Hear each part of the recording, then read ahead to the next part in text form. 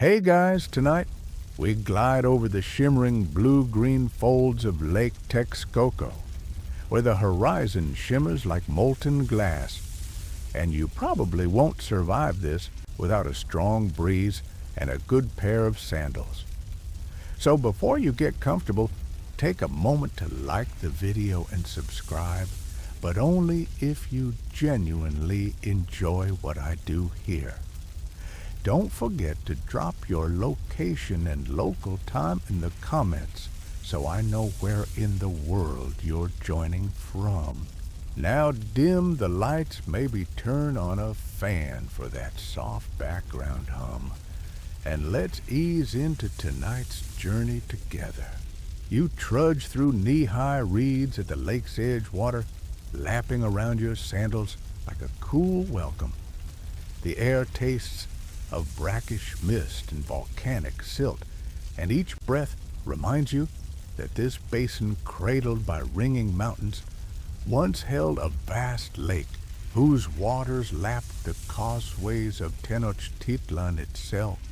Mainstream historical fact tells us that by the 15th century CE, this network of canals and lagoons supported one of the world's largest cities, its floating gardens yielding enough food for hundreds of thousands. Historians still argue whether those chinampas were the Aztecs' stroke of agricultural genius, or if they borrowed concepts from earlier cultures around the basin of Mexico. But either way, the garden's presence reshaped the lake into a living larder. You squat by a small inlet, tracing finger-carved notches on a jagged obsidian flake, a fringed tidbit you encountered in a dusty scroll fragment, claiming that healers inscribed protective sigils on their tools to bless the soil before each planting. You smirk at the concept of magical agricultural graffiti etched in stone to ward off hungry flood spirits, the note quips. But even in jest, you sense the ritual importance placed on every handhold and every blade. As you splash cool water across your ankles, you recall the debate over nutrient cycles in Chinampa soils. Some researchers argue that the nutrient-rich mud dredged from the lake bed was sufficient to maintain fertility for decades, while others maintain that periodic fallowing or ash applications were necessary to prevent soil depletion. Historians still argue whether those practices evolved through trial and error or were codified by priestly agronomists. But as you cup the lake water to your lips, tasting its slight tang of algae and silt, you feel the earth's pulse under your skin. A gentle wind threads through an opening in the tall reeds, carrying hints of cactus flower and rotting vegetation. You stand and step forward, sandals squelching toward a narrow platform of woven tulle reeds, anchored by undulating ropes of maguey fiber. The smell of wet cane rises from beneath your feet, a reminder that every chinampa begins with a raft not of earth, but of living plants. In a moment, you'll witness artisans weaving willow poles into frames and tying them with twisted reed, a foundational act that transforms water into soil. Your eyes adjust to the shimmering light on the lagoon, and you notice the sudden hush of birdsong herons and egrets perched on stilts of mud, their reflections wavering in the gentle waves.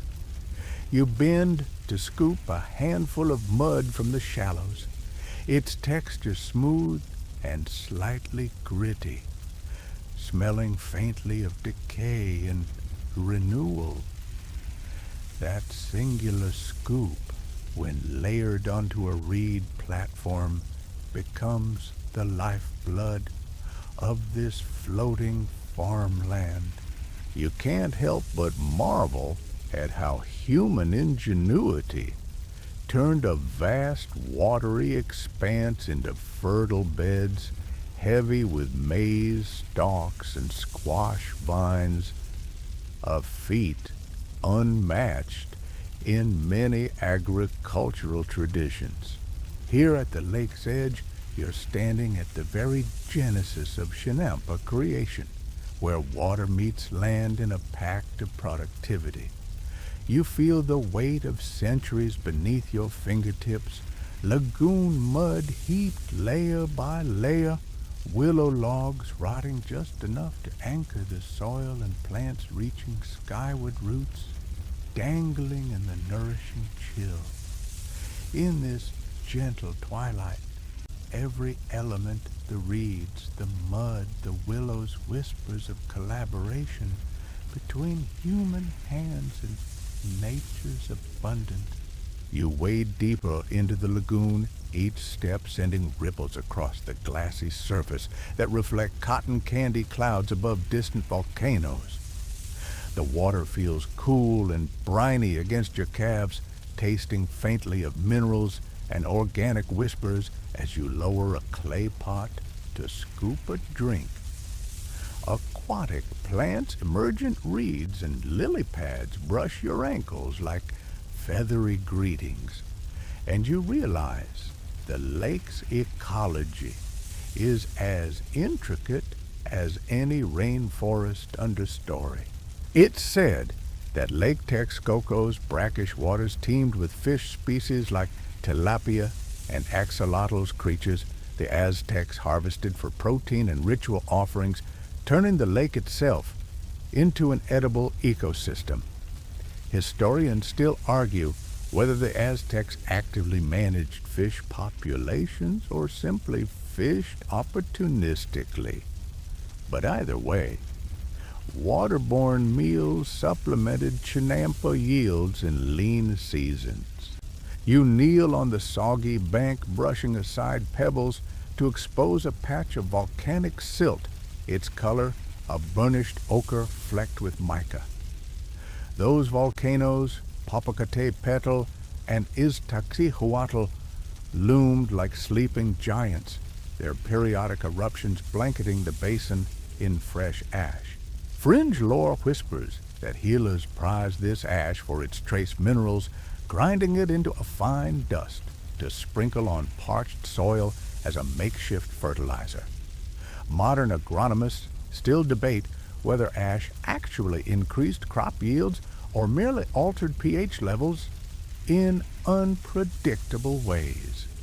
You flick a speck of silt into your palm and let it sift through your fingers like sugar, imagining it trickling into maize furrows thousands of years ago.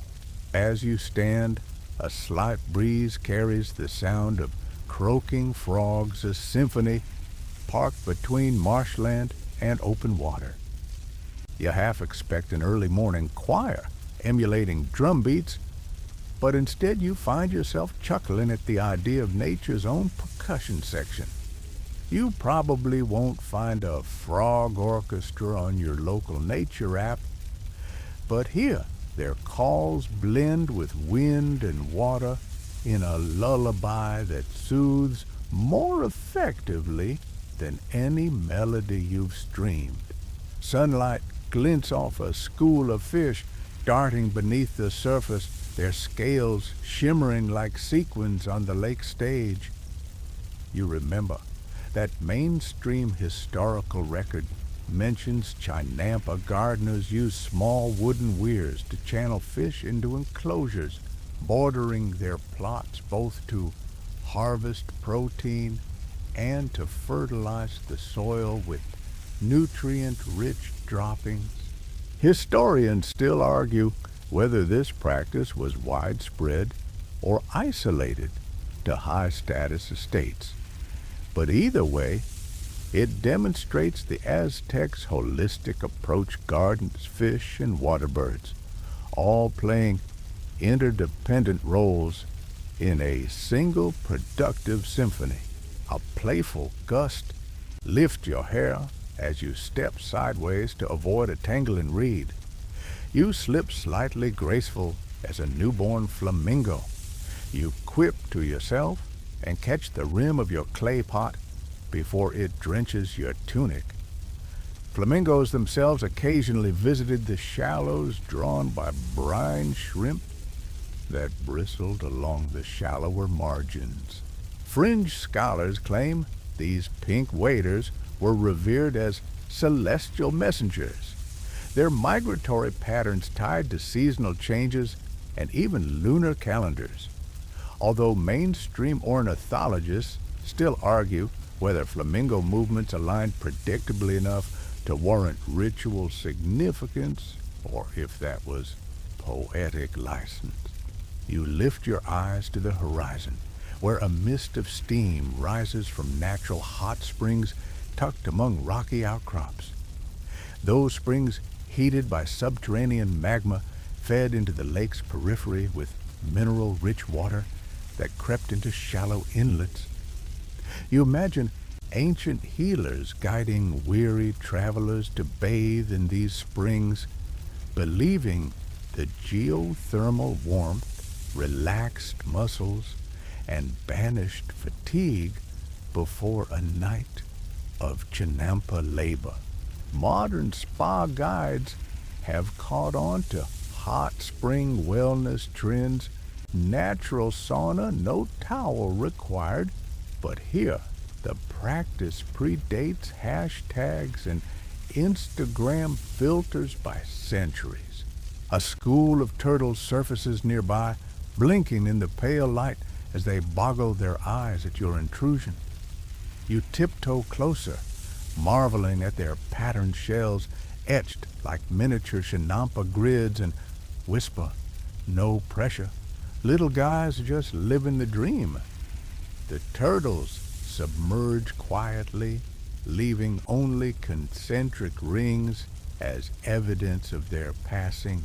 Some fringe tales suggest Aztec gardeners considered turtles sacred symbols of endurance, placing small carvings of them among seedlings to bless new growth. Scholars still argue whether those carvings were real artifacts or travelers' stories dressed up in myth. But you can't deny the affinity between shelled swimmers and the patient gardens they inspired. Behind you, papyrus and reeds sway in unison, a sea of green punctuated by purple lotus blossoms. You bend to cup a bud between fingers, inhaling its sweet, honeyed scent, and recall that lotus petals were sometimes woven into chinampa borders to deter pests and attract beneficial insects. Mainstream botanical studies confirm the lotus contains mild insecticidal compounds, though historians still argue whether ancient gardeners understood the chemistry or simply noted that lotus-lined edges harbored fewer beetles. In either case, the interplanting of ornamentals and food crops speaks to the sophisticated polyculture of chinampas, an early lesson in integrated pest management. You wade back to the wind-tossed platform of woven willows, sensing the interconnected web of lake ecology anchoring every chinampa plot. Each element, ashfish, frogs, reeds, lotuses, plays a part in a living tapestry that thrives on balance.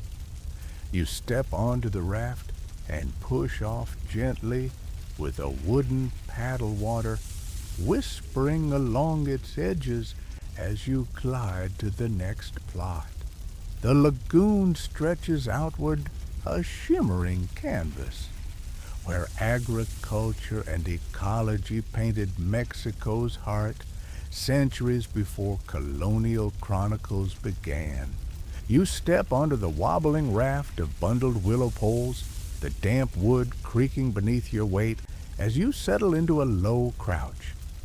Each bundle smells faintly of fresh sap and damp earth, a woody perfume that feels both grounding and slightly intoxicating. You grip a length of twisted maguey fiber rope in one hand and a wooden mallet in the other, tools of the chinampa craft as essential as your own heartbeat. You probably won't see weaving, floating farms on a modern landscaping brochure, but here, the art of lash and tether is the first deliberate act of turning untamed water into a living pantry.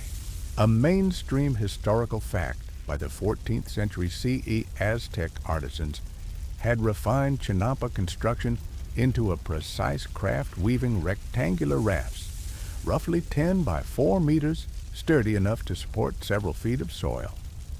These rafts were anchored in grids across the lake bed using wooden stakes driven deep into the muck, creating neat floating plots. Historians still argue whether the earliest rafts sprung entirely from indigenous insight or evolved from similar reed bed agriculture in the Gulf Coast. But the Chinampa variation remains uniquely adapted to Lake Texcoco's brackish waters. You nestle your toes between the rounded poles and feel the slick surface of wet wood. A gentle breeze nudges the raft, sending ripples that lap softly against other floating gardens like miniature hulls. You tap the mallet once against a stake, clang, and the sound reverberates through the wood, announcing your presence to the lake.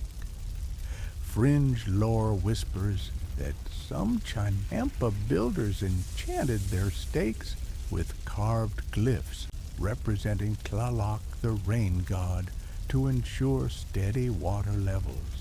You suppress a grin, imagining tiny carved eyes on each stake, staring skyward and demanding monthly rainfall.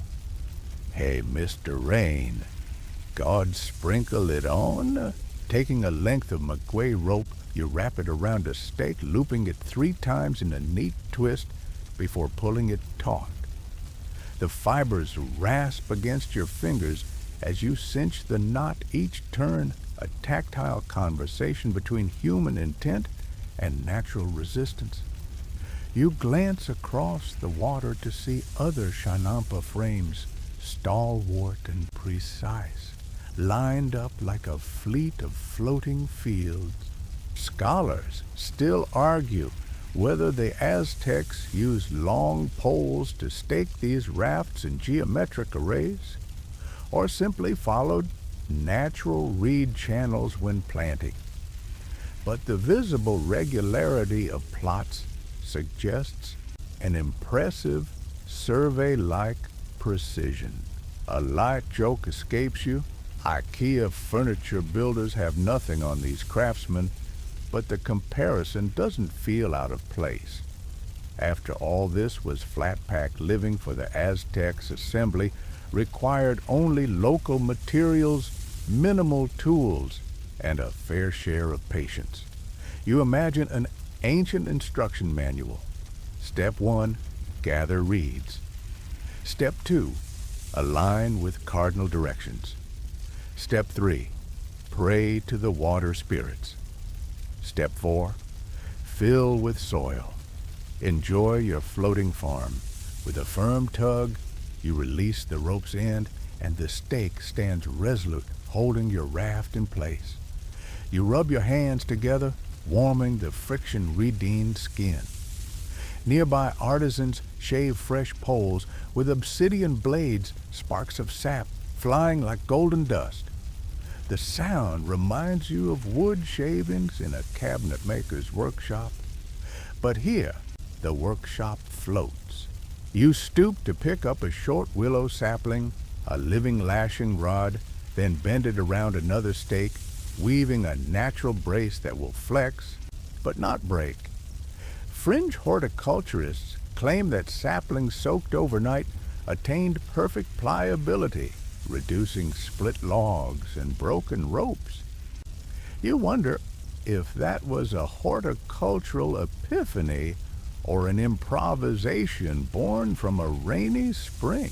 As the framework takes shape, you pause to admire the interlaced structure, the willow poles crisscrossed like a giant wicker cradle, each joint secured by rope and living wood, giving you a sense of woven resilience. You press your palm flat on the lattice and feel the gentle hum of water, vibrations, echoes of fish darting below wind, rustling reeds beyond, and the rhythmic heartbeat of the entire wetland ecosystem. Historians still argue whether the choice of willow was symbolic, willow being associated with fertility and resilience, or purely practical for its buoyant strength, but either way the poles serve as the very skeleton of Chinampa life. You pivot to face the heart of your floating plot and sway with the raft's subtle motion. In your imagination, the raft is a stage and you its sole actor, performing a daily ritual: building, planting, harvesting. A few boards away, a fellow artisan dips a wooden bucket into the lake, lifting a glistening volume of water to moisten new soil layers. The shared labor resonates across the canals, voices calling out measurements and techniques in a lilting cacophony. You gently coax a small ring of rope around a thicker beam, twisting until the fibers align in tight, uniform spirals. Each twist exerts a satisfying pop as air squeezes out and fibers settle. The rope's earthy scent, dried maguey, and faint sweat reminds you that nothing here is sterile.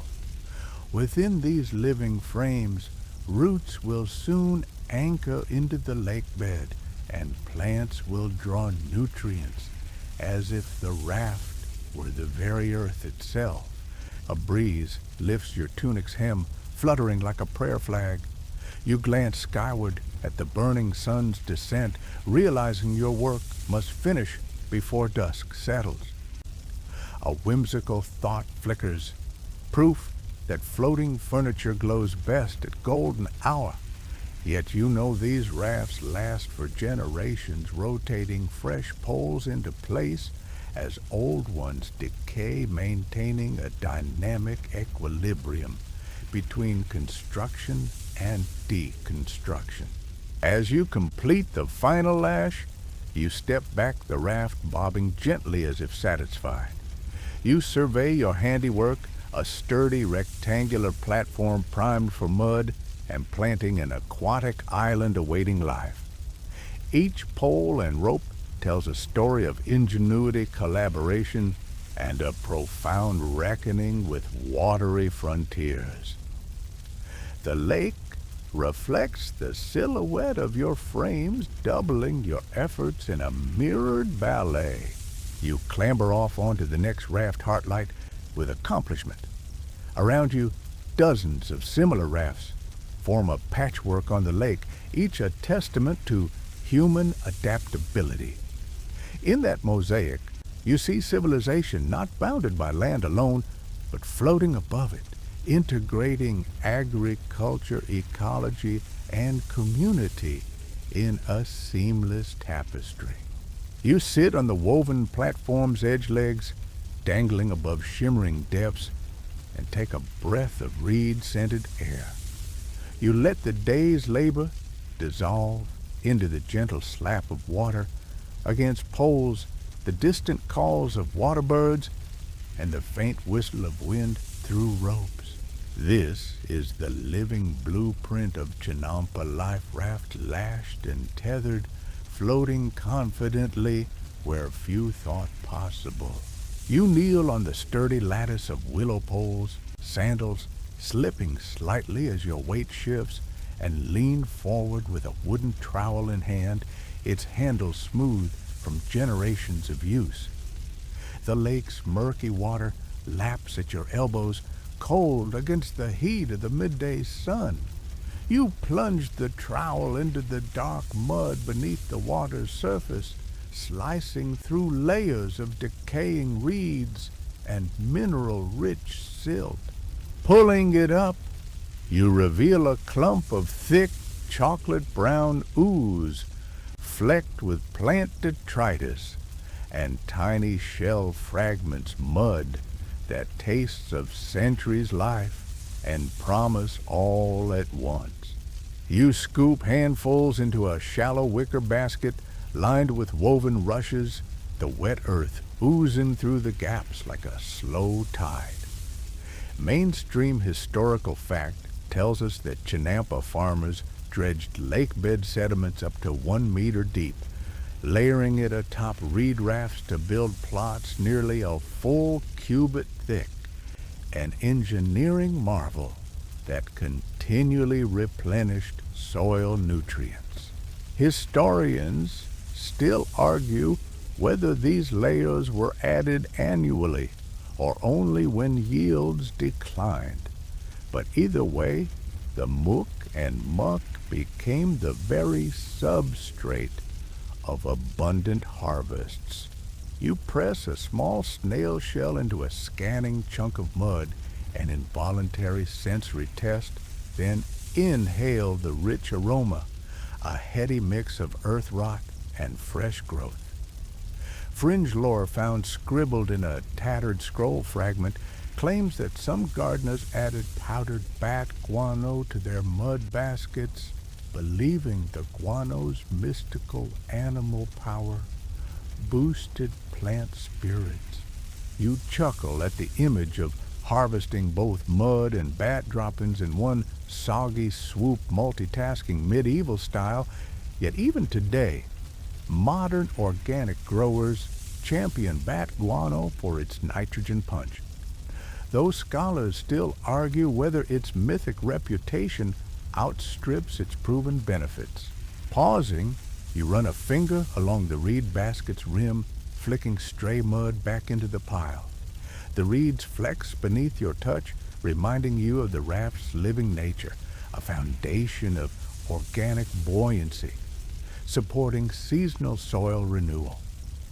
You shift the basket aside and bend to excavate the next scoop, feeling a sudden tickle as a tiny fish brushes your fingers, its sleek body nearly transparent. You draw it out gently, watching it flicker in your cupped palm before slipping back into the depths. The fish's presence hints at the lake's intricate food web. A chinampa's fertility depends not only on mud, but on the creatures that churn and enrich it. You rise mud-coated and step onto the adjacent soil platform, now grown firm under the weight of recent layers. Here you begin to spread the dredged loam in even swaths, pressing each handful into place like frosting on a cake. The muddy blanket covers the reeds, completely burying them from sight as it forms a dark, textured top layer. You pat the earth, gently listening to the soft squelch beneath your fingers, and imagine the roots of maize, beans, and squash, soon diving into that moistened matrix. Another historical tidbit surfaces. Aztec codices note that Chinampa soils refreshed with lake mud produced up to 7 crops of maize per year. Under ideal conditions, an astonishing yield unmatched in most agrarian systems. Historians still argue whether that figure is symbolic exaggeration or based on carefully kept records. But the sustained fertility of Chinampas certainly amazed even Spanish chroniclers. You inhale again, thinking of salty lake breeze mixing with the loamy scent, a natural fertilizer cocktail far more complex than any chemical concoction.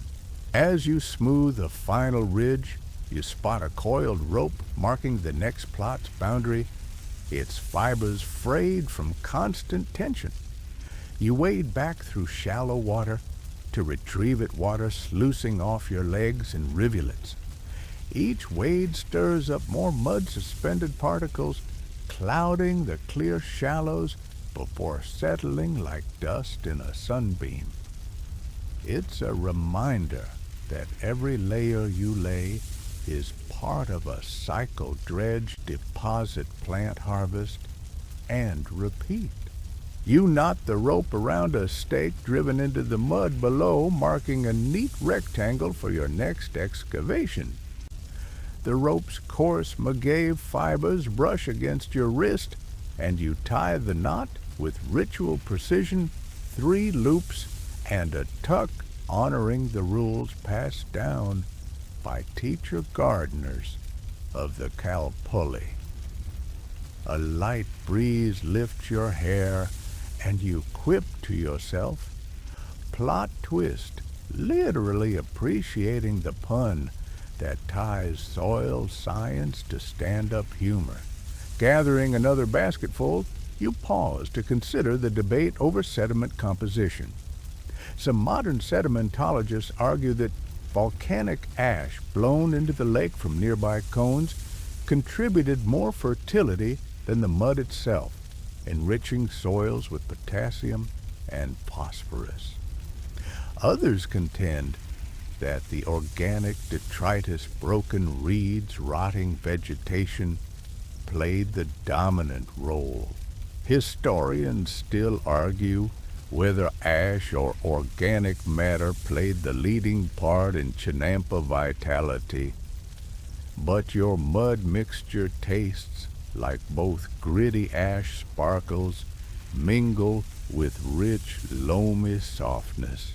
You sink to one knee and sprinkle a pinch of seeds, tiny kernels of amaranth, their surfaces glossy as polished beads, across the freshly spread mud, planting them in neat rows like jewels in a crown. The seeds nestle into the moist earth, promising future greenery. You press them gently under a thin veil of mud, whispering an old gardening rhyme, from silt to seed, from seed to feed. A fringe ritual, perhaps, but words carry weight, here literal and magical. Stepping back, you survey your work, a raised field, spreading out like a dark mirror of the sky above. Ducks and coots paddle past their beaks, dipping into the freshly churned mud for worms. You imagine local legends that these waterfowl were once human helpers, blessed by water deities to guard the gardens from pests. A myth, perhaps, but one that reinforces the bond between human labor and animal allies. You spot a neighboring Chinampa where gardeners smear a final layer of ash over the topmost bed of mud, creating a pale crust that glitters in the sun. They claim it deters harmful insects by disrupting their eggs. Whether that practice truly repels pests or simply highlights human ingenuity in the face of ecological challenges, historians still argue, but you nod in silent respect for their adaptive flair. As the sun dips lower, you fill the last wicker basket with one final scoop of mud. Your arms are slick and heavy, your tunic smeared with earth patterns like geological maps. You haul the basket onto the raft and slide the contents into a waiting trench, the mud settling into place with a gentle plop.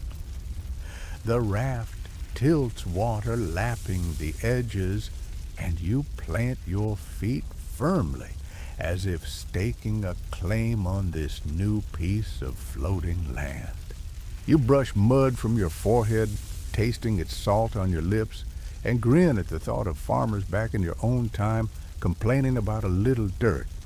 Here you find joy in every grain, every slosh of water, every scent of decay reborn. You realize that Chinampa creation is as much sensory ritual as agricultural labor. You see the dark earth, smell its richness, feel its texture between toes, hear its gentle squelch, and taste its saline tang. With daylight waning, you secure the last rope and step off the raft onto a wooden walkway leading back to shore. You pause at the water's edge, gazing at the newly formed Chinampa, a promise of green rose and golden harvests yet to come. The lake surface reflects your silhouette, a pale echo of human ambition floating on living water. You bend to fill your clay pot once more, raising the brackish liquid to your lips. As you drink, the mud's fine particles settle on your tongue, a reminder that farming here is an intimate dance with nature's underbelly.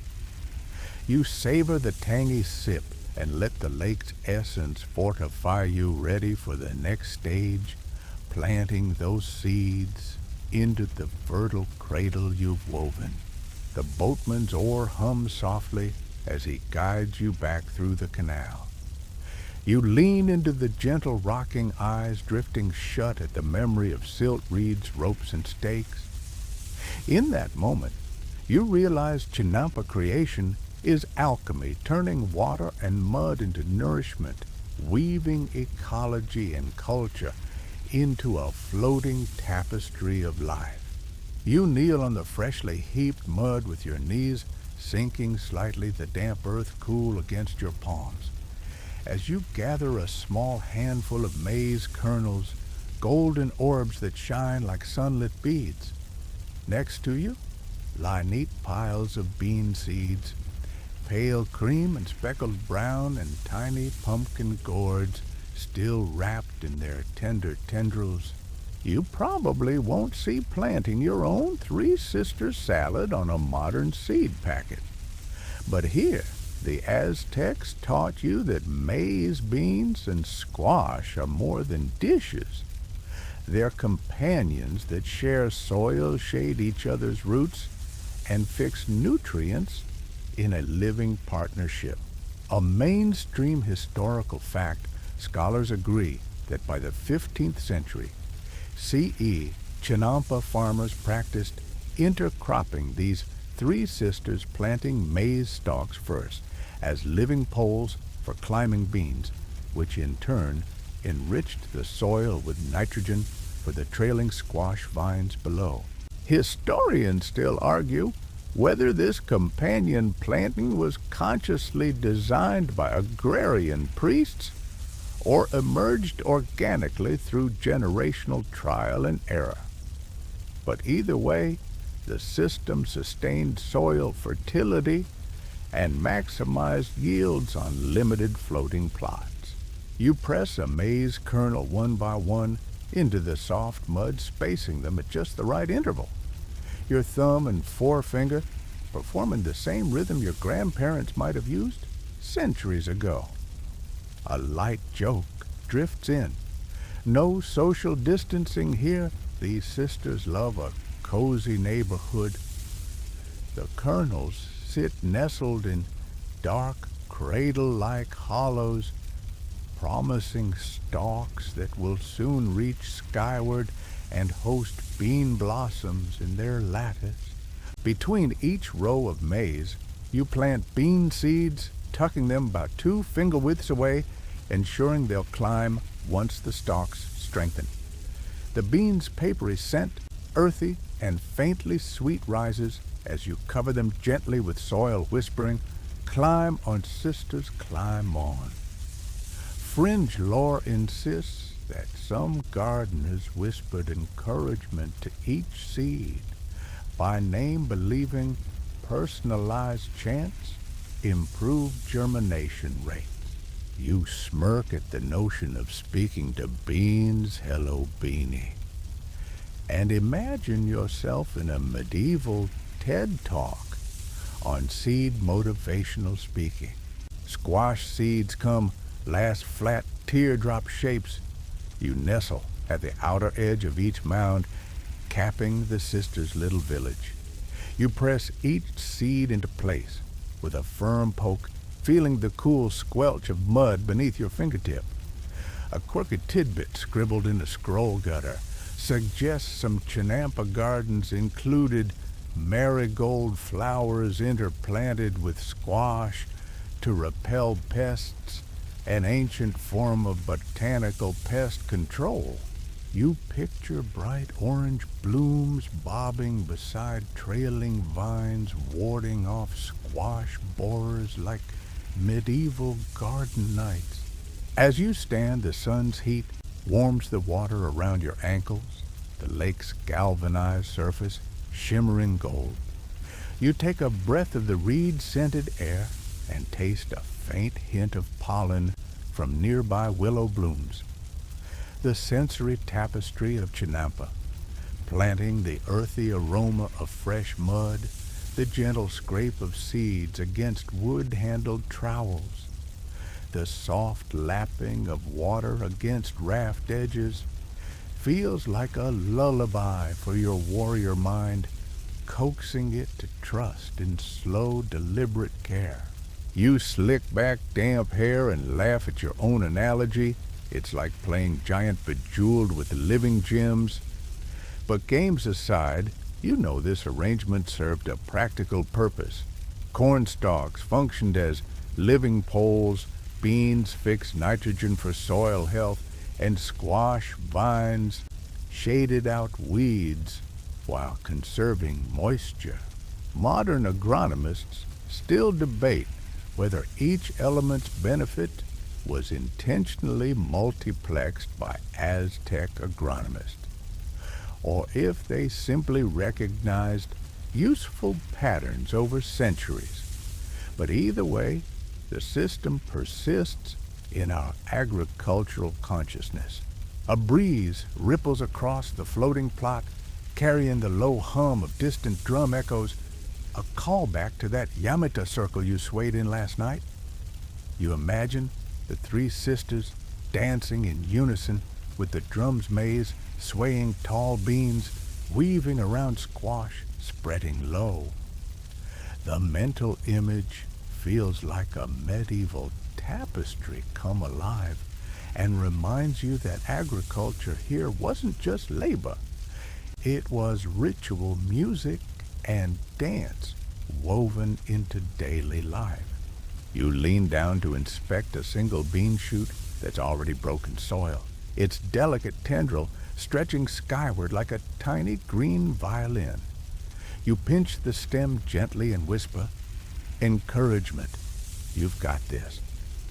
A modern aside whispers in your ear today's seed-starting kits have timers and grow lights.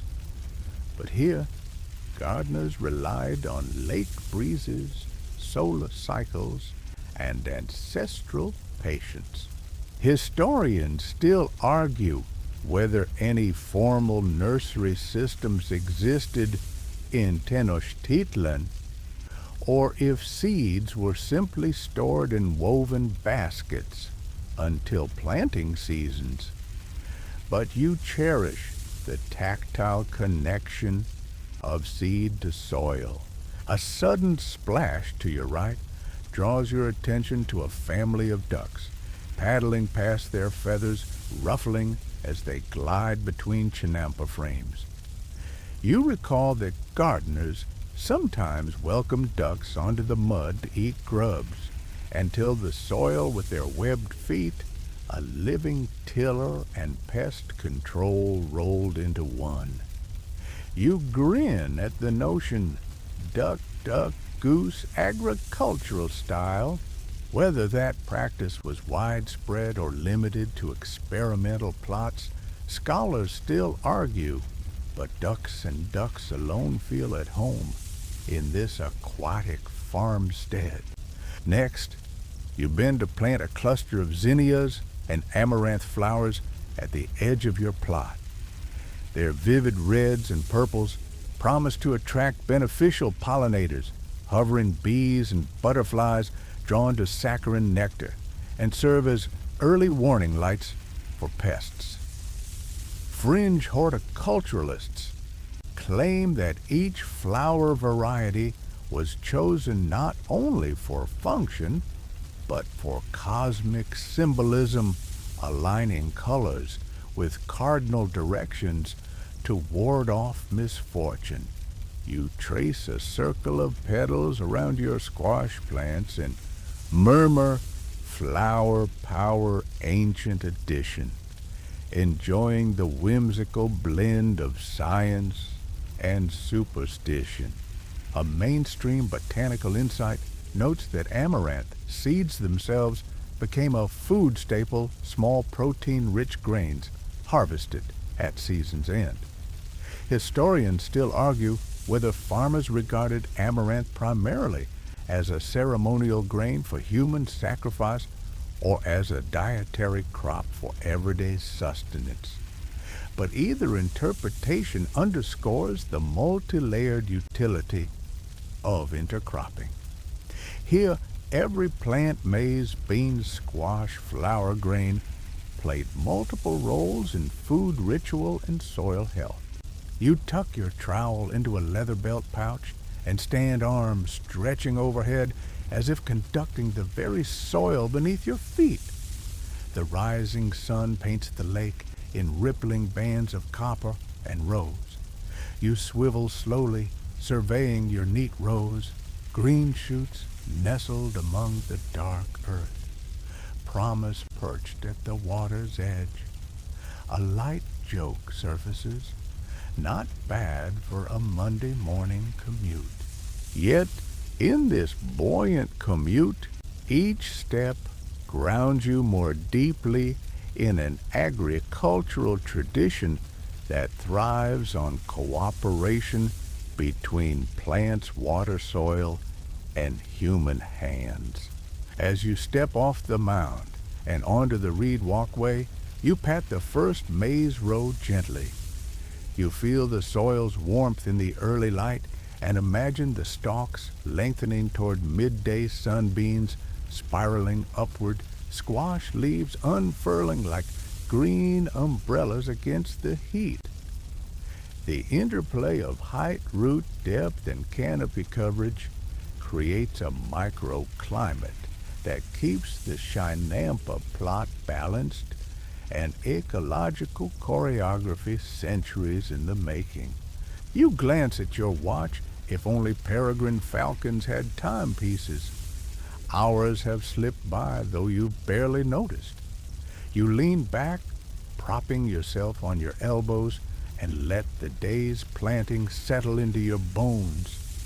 Your palms are smeared with mud, your tunic flecked with earth, and your spirit buoyed by the knowledge that each seed sown is a bridge between past ingenuity and future harvests.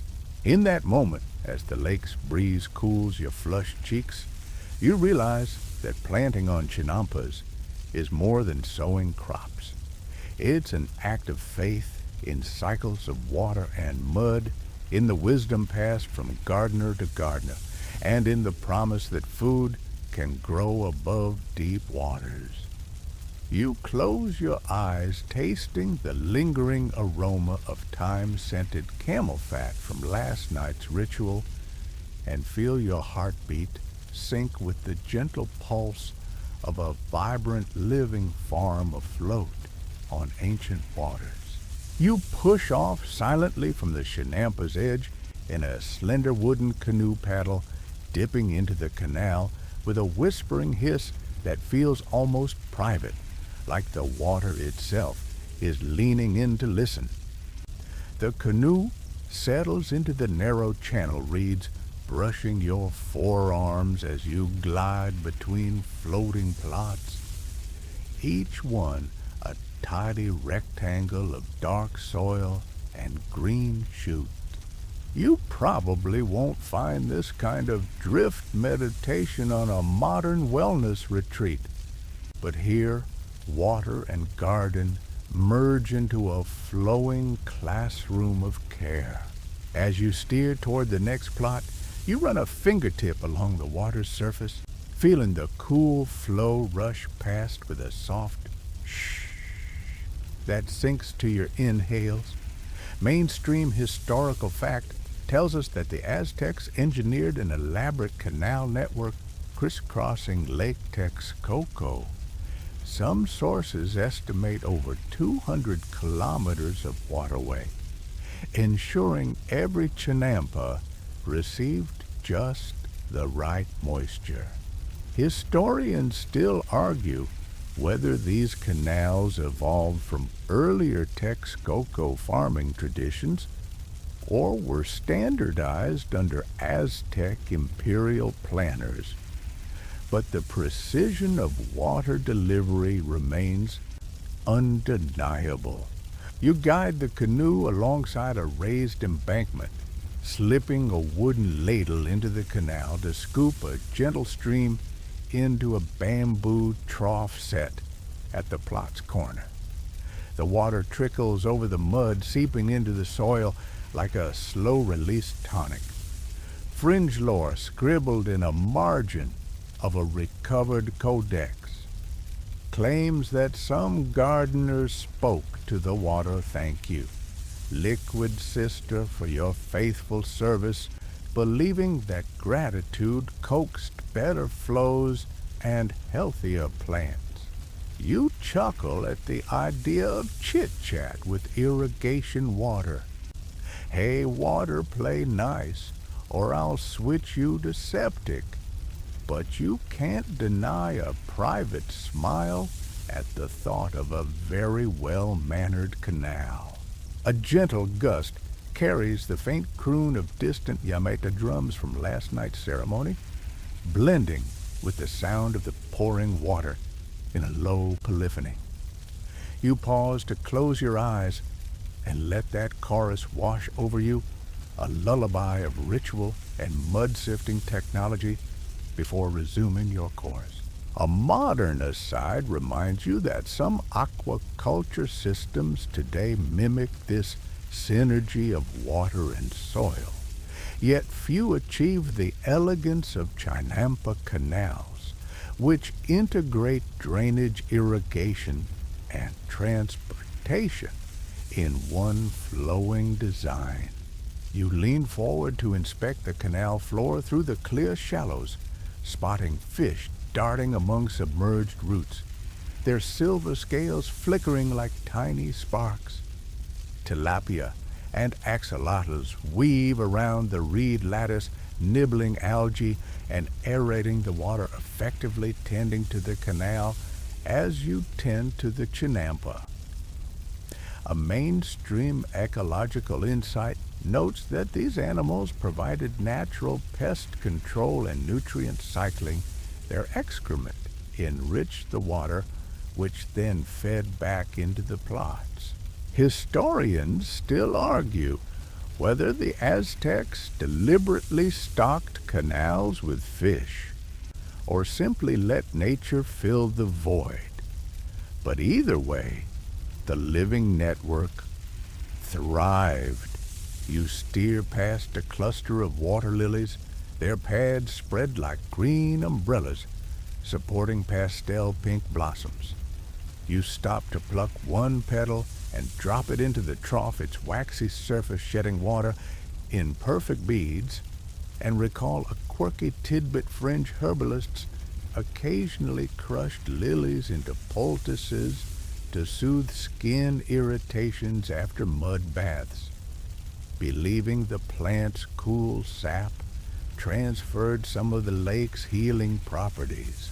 You imagine a spa package that includes lily-scented water for your bathtub Chinampa edition, where your pipes are also your garden, and grin at the over-the-top convenience.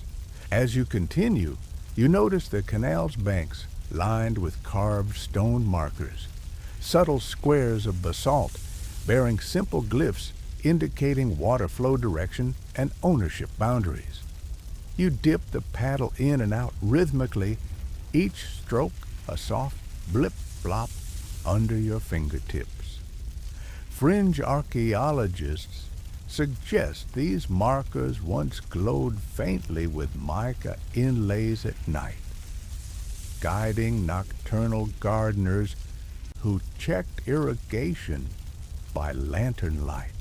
Whether those luminous channels truly existed or dwell in the realm of poetic embellishment, you admit the notion transforms every night canal into a glittering path of stars. You drift under an arching willow branch that dips into the water, sending ripples that pull the canoe's bow in a gentle embrace. Tangles of roots cradle tiny pond snails grazing on biofilm like microscopic lawnmowers. You scoop one up to inspect its translucent shell and hold it to the sun's angle. Light refracts through the shell in green and gold prisms. A playful aside crosses your mind. I wonder if snails judge my canoeing style. But you gently release it back, watching it spiral downward, a silent testament to the canal's biodiversity. Midway through your circuit, you pause at a sluice gate, a carved wooden barrier set between two stakes, where another gardener tends a neighboring chinampa. You nod and beckon, and she lifts the gate with a soft grunt, allowing a surge of fresh lake water to pulse through.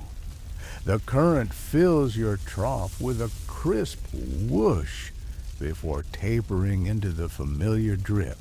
Historians still argue whether these gates were manual or contrived with simple lever mechanisms, but the collaborative choreography of water sharing speaks to communal resource management in Kalpuli neighborhoods. You resume paddling, tasting the faint herbal undertones in the breeze, perhaps the distant scent of tedra or lily, blended with the tang of algae. A sensory memory from Section 2 flickers up that volcanic silt on your tongue.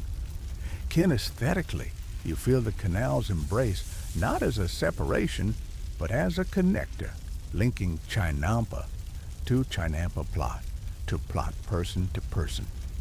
You murmur, canal buddies forever enjoying the silliness, even as you appreciate the adult seriousness of water governance. Halfway around the Chinampa block, you spy a small wooden platform where a child in indigo robes dips a cup to water a sapling. He hands it to you with pride. "Your turn," he whispers with a grin that lights his mud-speckled cheeks. You take the cup and pour onto a young squash shoot, the water making the leaves glisten. His laughter echoes as you fumble the cup, soaking your tunic hem. You wink at him. Teamwork makes the dream work, and paddle onward, feeling the warmth of shared labor. As the sun tilts lower, the canals lengthen shadows of reeds and stakes across the water, creating dark alleyways that guide your return path. You lean back, closing your eyes to sense the subtle tilting of the canoe, the gentle rocking, a lullaby in itself. Fringe sleep therapists today might prescribe canal rocking pods for insomnia. Yet here you drift effortlessly between plots lulled by water, wildlife, and ritual echoes. Near the canal's mouth, you stop to test pH with a pinch of mud, acidic enough to deter some weeds, yet balanced for maize roots. And note the slight tang on your tongue as you wipe your finger with a reed. A scholarly debate surfaces. Some chemists argue that Chinampa soil's alkalinity came from ash additions rather than lake mud, while geologists counter that the lake's natural sediment flux maintained a neutral pH ideal for crops. Historians still argue whether Aztec gardeners measured soil chemistry or simply observed plant performance over time. But you trust your hands more than beakers.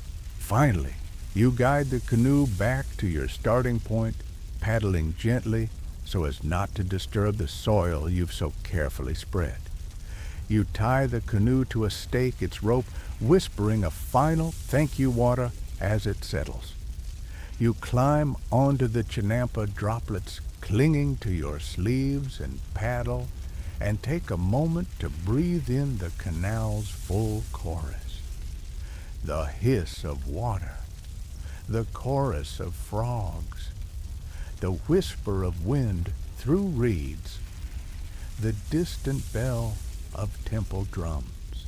Each sound is a thread in the Chinampa's aquatic tapestry. You step onto solid ground, well floating ground, and stretch legs cracking like dry stalks. You shake out your hair, the tang of canal water still lingering, and grin at the completion of your irrigation circuit. In this deliberate dance with water, you've not only tended fields, but honored a tradition of canal mastery that sustained a civilization. You watch the last light gleam on the canal's surface before evening cloaks the lake in blue hush. You step ashore at the base of a towering temple pyramid, its step terraces hewn from pale stone glowing softly in the early morning light. Smoke coils from nearby incense burners, mingling with the scent of wet earth as you trudge across a narrow causeway toward a specialized chinampa plot nestled against the sacred precinct. Here priests tend floating gardens as both practical food sources and offerings to the gods, an act of devotion woven into the very fabric of agriculture. A mainstream historical fact reminds you that the Great Pyramid of Tenochtitlan, the Templo Mayor, was flanked by chinampas, cultivated by temple priests who dedicated portions of every harvest to Huitzilopochtli and Tlaloc. Historians still argue whether these temple plots supplied sacrificial feasts directly or served more symbolic roles in ritual distribution, but either scenario underscores how religion and sustenance entwined in Aztec life. You brush a fingertip along a low stone wall inscribed with faded glyphs depicting maize deities, then inhale the spicy incense of copal resin drifting from a carved stone bowl. Fringe lore passed down in whispered codex margins claims that some priests mixed crushed jade dust into the incense to add earthly vitality to their offerings. A glittering detail as fanciful as the legends of feathered serpents. You smile at the notion of jade-laced smoke infusing plant spirits, imagining the gardens glimmering with microscopic gemstones. As you step onto the narrow wooden walkway connecting temple plots, you notice how the soil here glows darker and richer than in common chinampas, likely fed by additional sacrificial runoff and ceremonial water drawn from spring-fed canals. A light breeze carries the murmur of distant chants, creating an audio tapestry that mingles ritual and ecology. You pause to run your palm across a row of young amaranth shoots, feeling their smooth leaves vibrating with morning dew. Then bow your head in silent respect for the gardener's priests who coaxed life from lake waters as sacred duty. You spit out a quick joke, talk about holy soil, and chuckle at the sight of a temple attendant in saffron robes sprinkling maize kernels onto the high altar above you, chanting a prayer for rains. The prayer's words roll off your tongue, chica, tla tla kui, kukulkanika, and you note how each pitched syllable echoes against stone, weaving a sonic offering as potent as any physical gift. Scholars still argue whether the acoustic properties of temple courtyards were intentionally designed to amplify these chants or simply arose by chance. But the effect is unmistakable. Every garden feels like a cathedral of green bastions. Along the water's edge, a group of novices dips reed baskets into the canal, hauling up water to drench the roots of sacred cocoa trees planted at plot corners. These small cacao groves, interspersed among maize and beans, produce pods used for temple ceremonies and prized as currency. You cradle a small waxy pod in your hand and tap it gently. Congrats, you're a temple chocolate bar, you whisper, enjoying the absurdity, even as you marvel at the multi-tiered productivity of sacred chinampas. A fringe anecdote scrawled in a traveler's diary suggests that on solstice nights, priests released captive macaws to overspread chinampa flowers with pollen and avian pollination scheme that doubled as a color spectacle. Whether macaw pollination ever really took place or remained a poetic flourish, scholars still argue, but you can't resist picturing flaming red and blue birds swooping through lotus-lined canals beneath torchlight.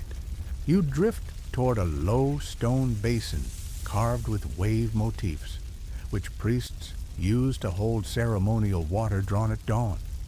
You cup the pale green liquid and let it roll across your tongue, its flavor a crisp mingling of lake minerals and Tedra infusion. The sensation anchors you in this liminal space between devotion and agriculture. You note that mainstream records describe temple water as lustral purified with lemongrass and holy ashes. Yet modern chemical analysis suggests those additions also deterred pathogens, blending spirituality with pragmatic hygiene.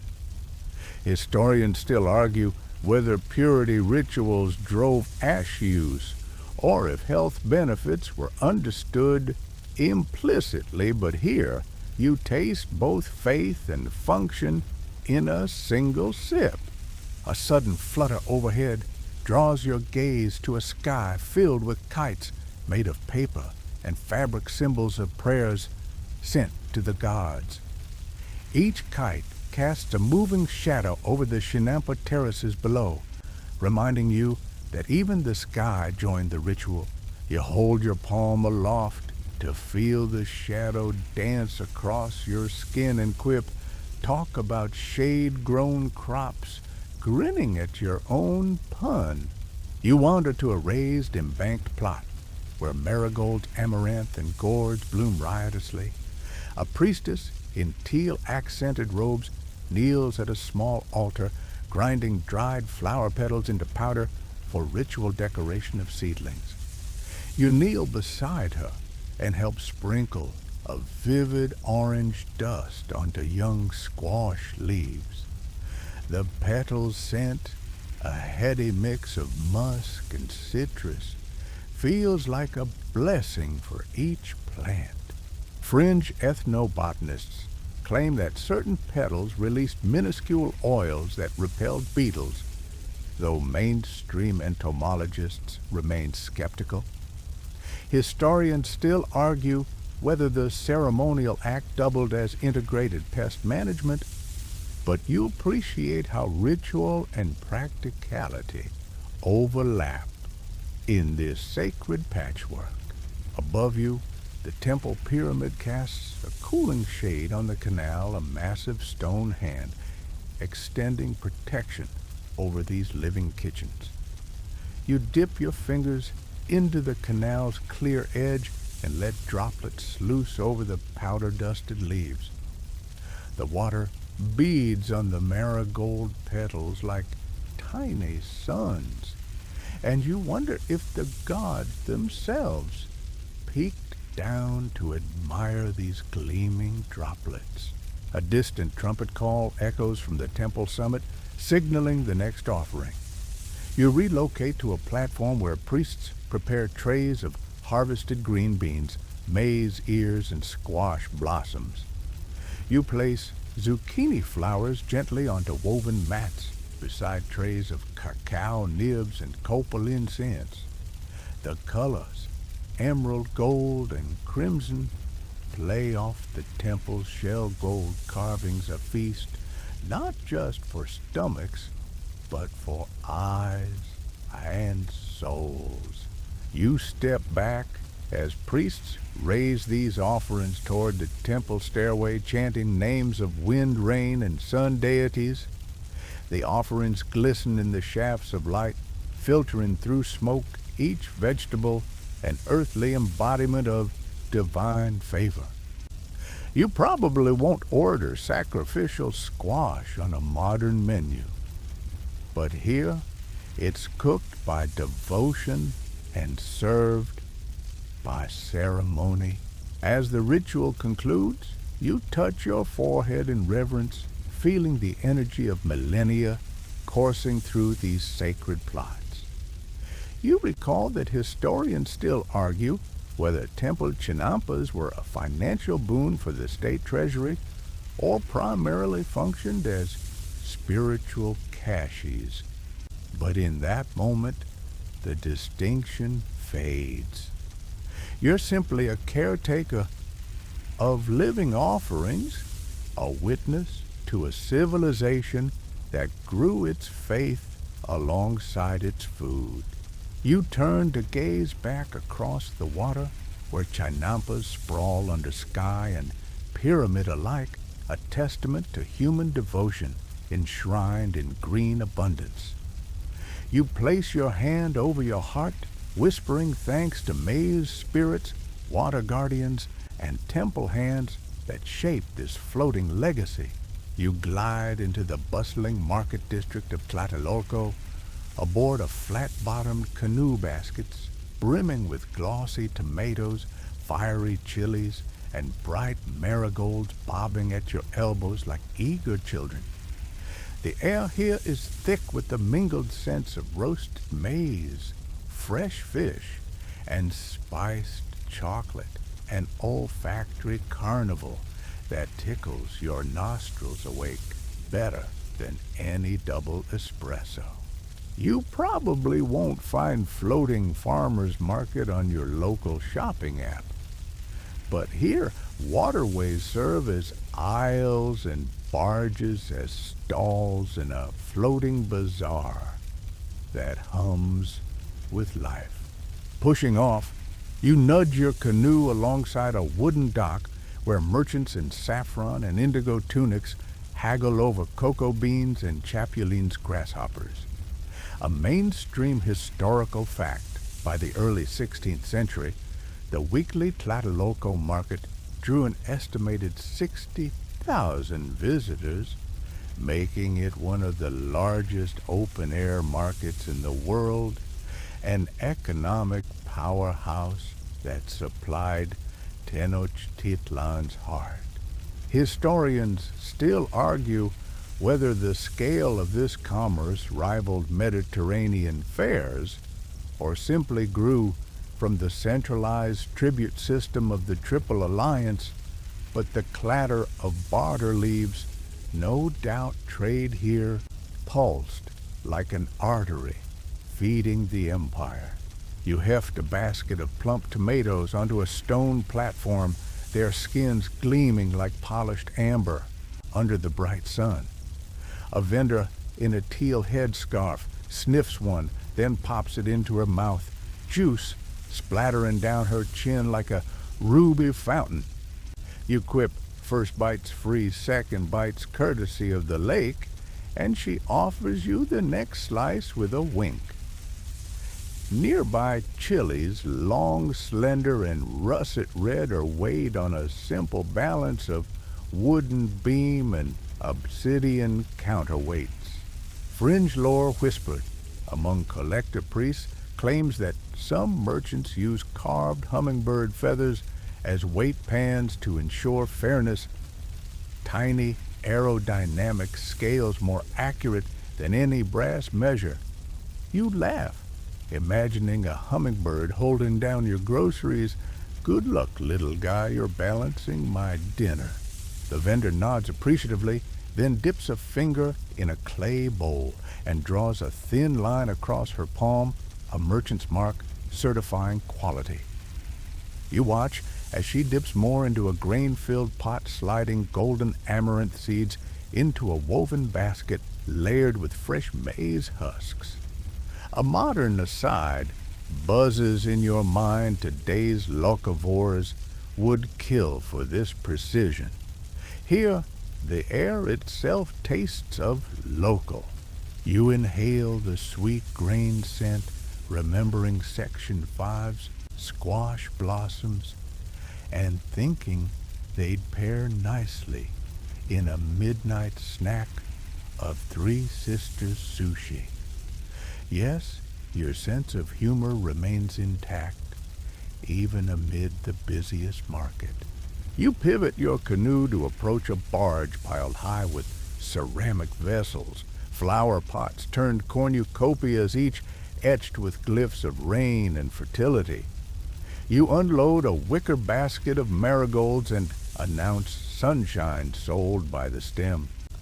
The flower seller in russet robes reminds you that orange marigolds called cempasúchil heralded life cycle during ceremonies for the dead.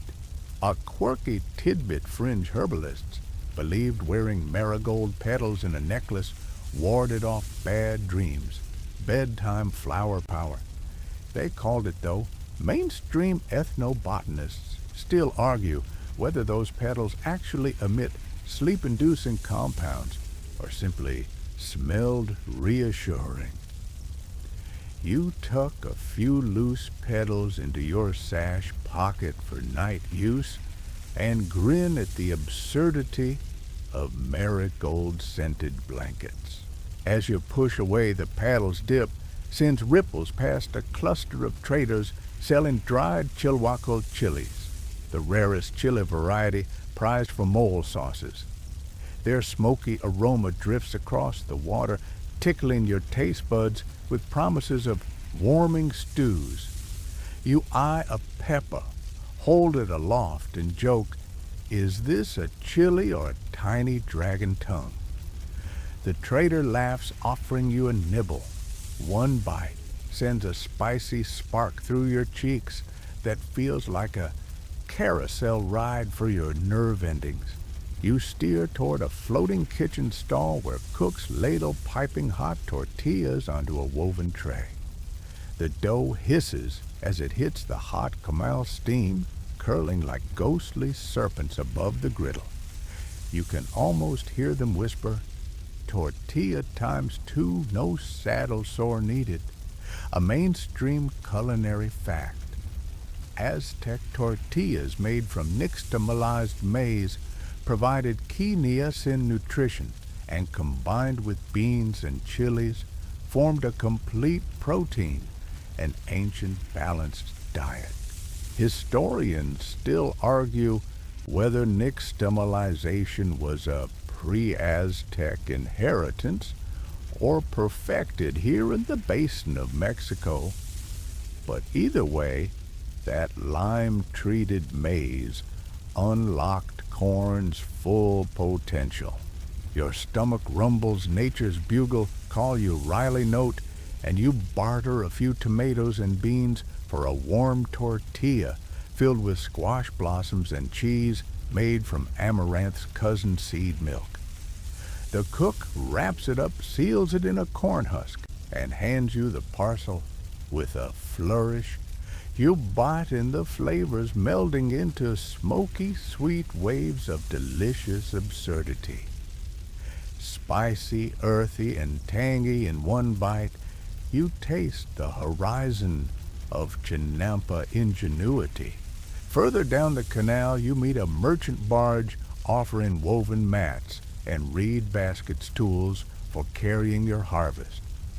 You run your hand along a basket's rim and appreciate its lightweight strength. A quirky note recalls that some traders lined baskets with deer hide to protect fragile goods. A practiced fringe anthropologist linked to ceremonial hunts. Whether hide-lined baskets truly preserved tomatoes better or simply proclaimed status, scholars still argue, but you admire the craftsmanship nonetheless. You nudge the canoe alongside a floating bar with clay cups where bark-strapped barkeepers serve a frothy maize beer. You entertain the idea chinampa craft cocktail. You muse, though you know this chicha poured from giant jars wasn't a novelty. It was a staple nourishing laborers and lubricating social ties. You sip the thick, sweet brew barley might dream of such a headiness, and hand the cup back feeling the cool corn liquor chase away morning fatigue.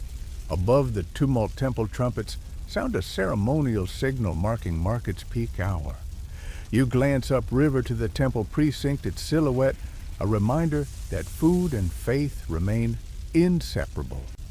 You steer past a children's game of tlachtli ball court sketched in the muddy canal bank and wonder if these kids ever tossed tomatoes instead of rubber balls. You laugh at the anachronism Tomato Launch Olympics anyone as the sun climbs higher. You decide it's time to head back canoe, bursting with empty baskets and satisfied hunger. You wave farewell to vendors, their smiles and calls trailing behind you. The canal carries you gently in reverse time, stretching as the city's pulse continues in the distance. You taste the lingering spice on your tongue and remember Section 2's Fish and Frog Symphony, Section 4's Soil Beneath Poles, Section 5's Planted Sisters, and Section 6's Soothing Canal Flow, all converging here in a marketplace that floats on green ingenuity. You glide under an arch of flowering vines hanging from a nearby chinampa edge, the petals casting dappled shadows on your canoe's deck. You lean back, eyes half closed, savoring the sensation market chatter, dissolving into lapping water. Vibrant colors blurred into a watercolor dream, and the echo of human hands weaving sustenance from lake and soil. Floating on history's pantry, you feel a deep, nurturing contentment, one that modern grocery runs rarely deliver.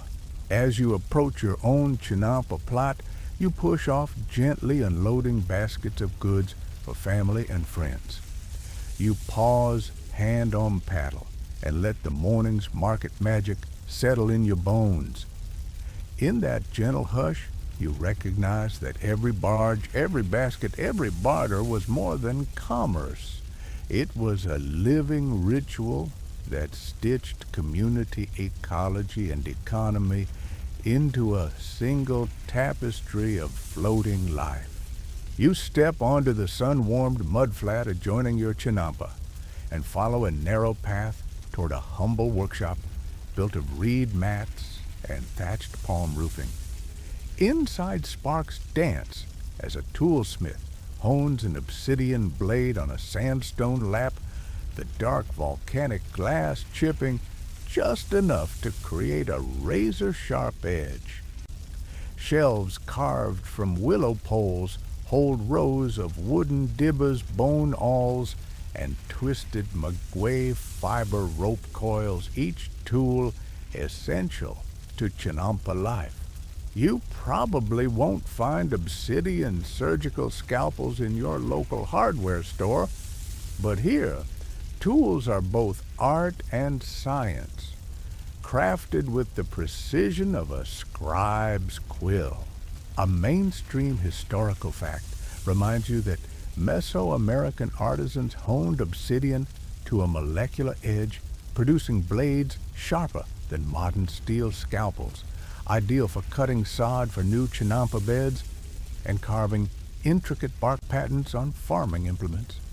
Historians still argue whether these methods originated in the highlands or diffused from Gulf Coast cultures. But the consistency of obsidian craftsmanship across the basin of Mexico underlines its critical role in tool making. The smith offers you a wooden dibber, a slender stake with a polished point, and you run your thumb along its length, feeling the smooth grain and subtle grooves worn by generations of use. That dibber will punch holes in fresh mud beds for seeds, guiding each maize kernel about 2 finger widths deep, ensuring perfect germination depth. You test the point on a soft reed stalk. It penetrates with the satisfying whisper, splitting fibers without splintering. Fringe lore claims that smiths chanted invocations to Chalcutliki, goddess of water, infusing each dibber with hydrating blessings. The idea tickles you and you whisper, "Grow, little dibber, grow," before tucking it into your sash. Behind the smith, a woman leans over a carved wooden mold, pressing clay into forms that will become palm fiber baskets once fired. Their odd shapes, some cylindrical, others wide-mouthed, hint at specialized functions: seed storage, fish traps, water filters. You pick up a newly formed vessel, feeling its cool surface and eroded glyph stamping a simple motif denoting capacity and owner's name. A quirky tidbit scrawled in a dusty ledger suggests that some basket molds bore protective glyphs to ward off vermin, like miniature talismans woven into the very design. Scholars still argue whether these symbols served talismanic or branding purposes, but you feel a shiver of respect for the crossover of practicality and belief. You move to an iron tong stand where heavy wooden buckets hang from rusted hooks. A craftsman dips one into a barrel of resin pitch, boiled from pine, and rubs it vigorously across the bucket staves. The sticky coating seals gaps, preventing precious canal water from leaking before it reaches the plots. Modern coopers admire such ingenuity, yet few today hand wax barrels for daily irrigation. You watch as the craftsman hums a rhythm while working, infusing the resin with a heartbeat that matches the lake's gentle waves. On a low table spread with tools, you find bone awls carved from turkey leg bones, smooth shafts tapering to fine points. These awls punch drainage holes in mud walls, preventing waterlogging in root balls. You hold one aloft, marveling at its subtle curve, a functional beauty honed by necessity. Historians still argue whether bone tools were favored for their smooth glide or simply due to bone's abundance. But you feel its balance in your palm as natural as a bird in flight. Behind you, a younger apprentice practices lashing thin willow hoops with reed cordage, preparing frames for newly planted bean supports. The loops snap into place with controlled spring, a testament to knowledge of local materials' flexural properties. You ask for a turn, and the apprentice hands you the sash-weighted rope. Looping and tugging you, wrap the hoop, feeling the reed fibers bite and yield.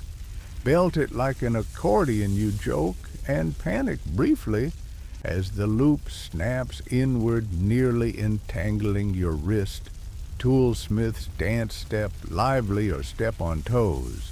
Nearby, a bench holds a simple grinding bowl where a woman crushes dried tedra leaves with a stone pestle.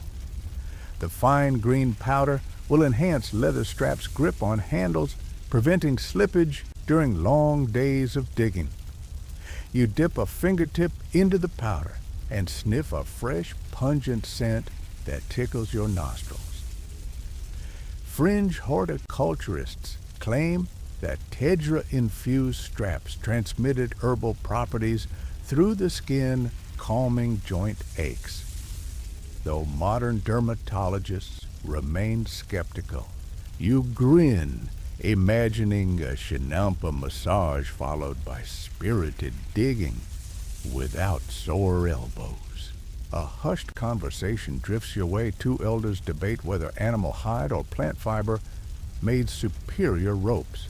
One insists deer sinew offered unmatched tensile strength. The other champions maguey fiber's abundance and ease of repair.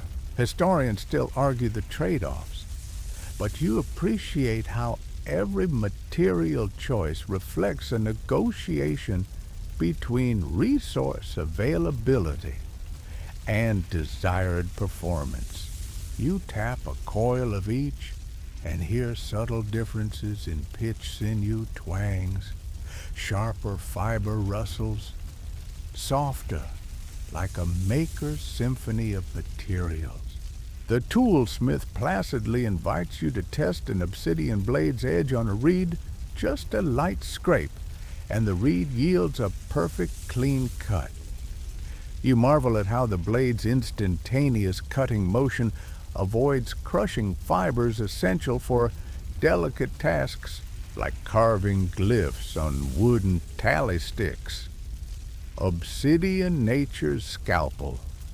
You quip, imagining medieval surgeons green with envy as you demonstrate the blade's prowess on a simple reed.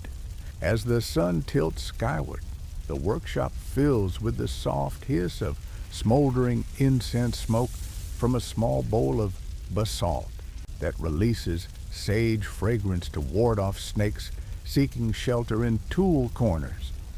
You inhale the herb's cooling scent and find your muscles unwinding a subtle form of sensory ergonomics that keeps craftsmen alert, yet calm.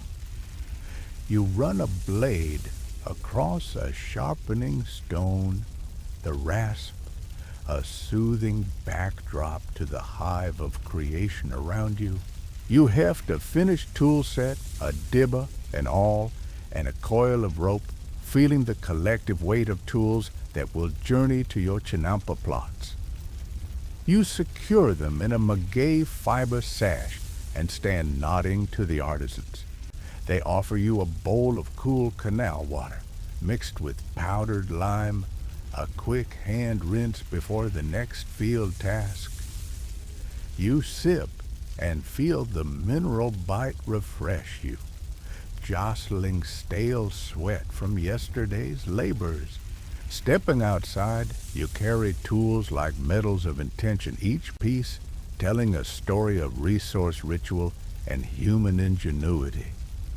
You imagine the wider network of workshops dotting the canals, each colony of toolsmiths fostering mastery in obsidian carving, rope making, basket weaving, and resin sealing. In those pockets of craft knowledge passed orally and through calloused fingertips, ensured chinampa life thrived. You guide your canoe back to the floating field's tools, clinking softly beside you. Each paddle stroke echoes the smith's hammer.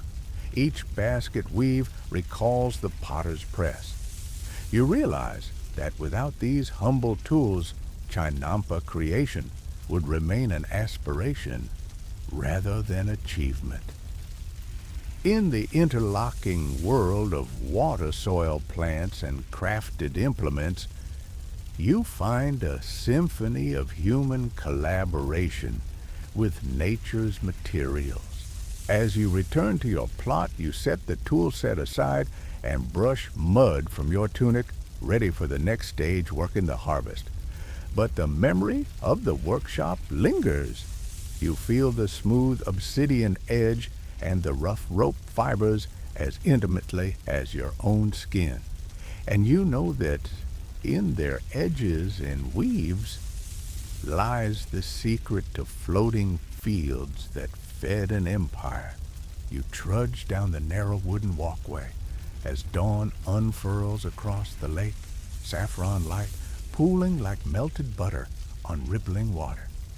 And you feel the communal pulse of the Calpule gathering you into its fold. Children in indigo tunics scatter willow bundles. Elders in russet cloaks heft wicker baskets of seed and stew. And you probably won't find team-building exercises like this in your corporate retreat brochure. But here, shared labor underpins the social fabric as much as any contract. At the water's edge, dozens of your neighbors crouch on reed platforms, trowels in hand, ready to sow a fresh corn cycle in their chinampa plots. You slide onto a stool woven from date palm fibers, the texture still cool from last night's dew, and feel a gentle ASMR-like hum as hundreds of fingertips nudge kernels into dark mud. A mainstream historical fact, Calpule kinship-based communal units organized Chinampa labor and managed shared responsibilities from planting to canal maintenance. Historians still argue whether Calpule land holdings were purely inherited or allocated by local councils. But either way, the community's unity fueled both social cohesion and agricultural success. You press your thumb and forefinger together in a practiced pinch kernel hole. Pinch press your motion, echoing those of your grandparents and the grandparents before them. Between seedlings, you exchange quick quips with a neighbor. If these corn rows were straightened, we'd need laser guides, and she laughs, wiping mud from her forehead. Modern GPS enthusiasts would kill for such precision here, yet your thumb's calibrated groove spacing achieves uniformity without a single satellite. A strand of laughter threads through the morning air as a boy accidentally flings a bean seed skyward. It arcs and lands in his mother's basket with a comedic plop. You crack bullseye Three Sisters archery contest before gently helping him scoop the seed back into place. The Three Sisters maize bean squash continue their age-old dance-planting harmony in every furrow. Fringe lore insists that some Calpule held seed-judging contests awarding golden bee pendants to the gardener whose first sprout peaked above the soil, while modern agronomists question the contest's biological impact. The playful rivalry undoubtedly spurred attentive care. As rows of maize kernels settle into the mud, you turn to help plant beans, guiding their tiny specks into snug hollows beside stalks. The bean's anticipation hangs in the air, earthy, promising, and faintly sweet. You muse, nothing says community, like synchronized seed insertion, tapping each seed into place. Scholars still argue Whether Calpulli synchronized planting calendars via priestly edicts or grassroots tradition, but the effect remains clear: staggered plots, staggered harvests, and a rhythm that feeds both body and spirit. You rise to stretch and lend a hand to the stew pot bubbling over an iron stand on the shore. Steam curls upward, carrying scents of squash blossoms, chilies, and cocoa. A neighbor ladles broth into clay bowls, communal comfort food she dubs it, then hands you a fragrant portion. You sip, tasting the gentle heat of chilies and the soothing creaminess of squash and joke soup, so good it could broker peace treaties. Yet in truth, sharing nourishment cements partnerships as firmly as sharing labor. Between sips, you observe elders carving Calpulli records into wooden tally sticks with obsidian tips callbacks to that toolsmith's workshop you visited. Each notch records days worked, seeds contributed, and offerings made to temples. Fringe historians claim some sticks doubled as dream divination tools.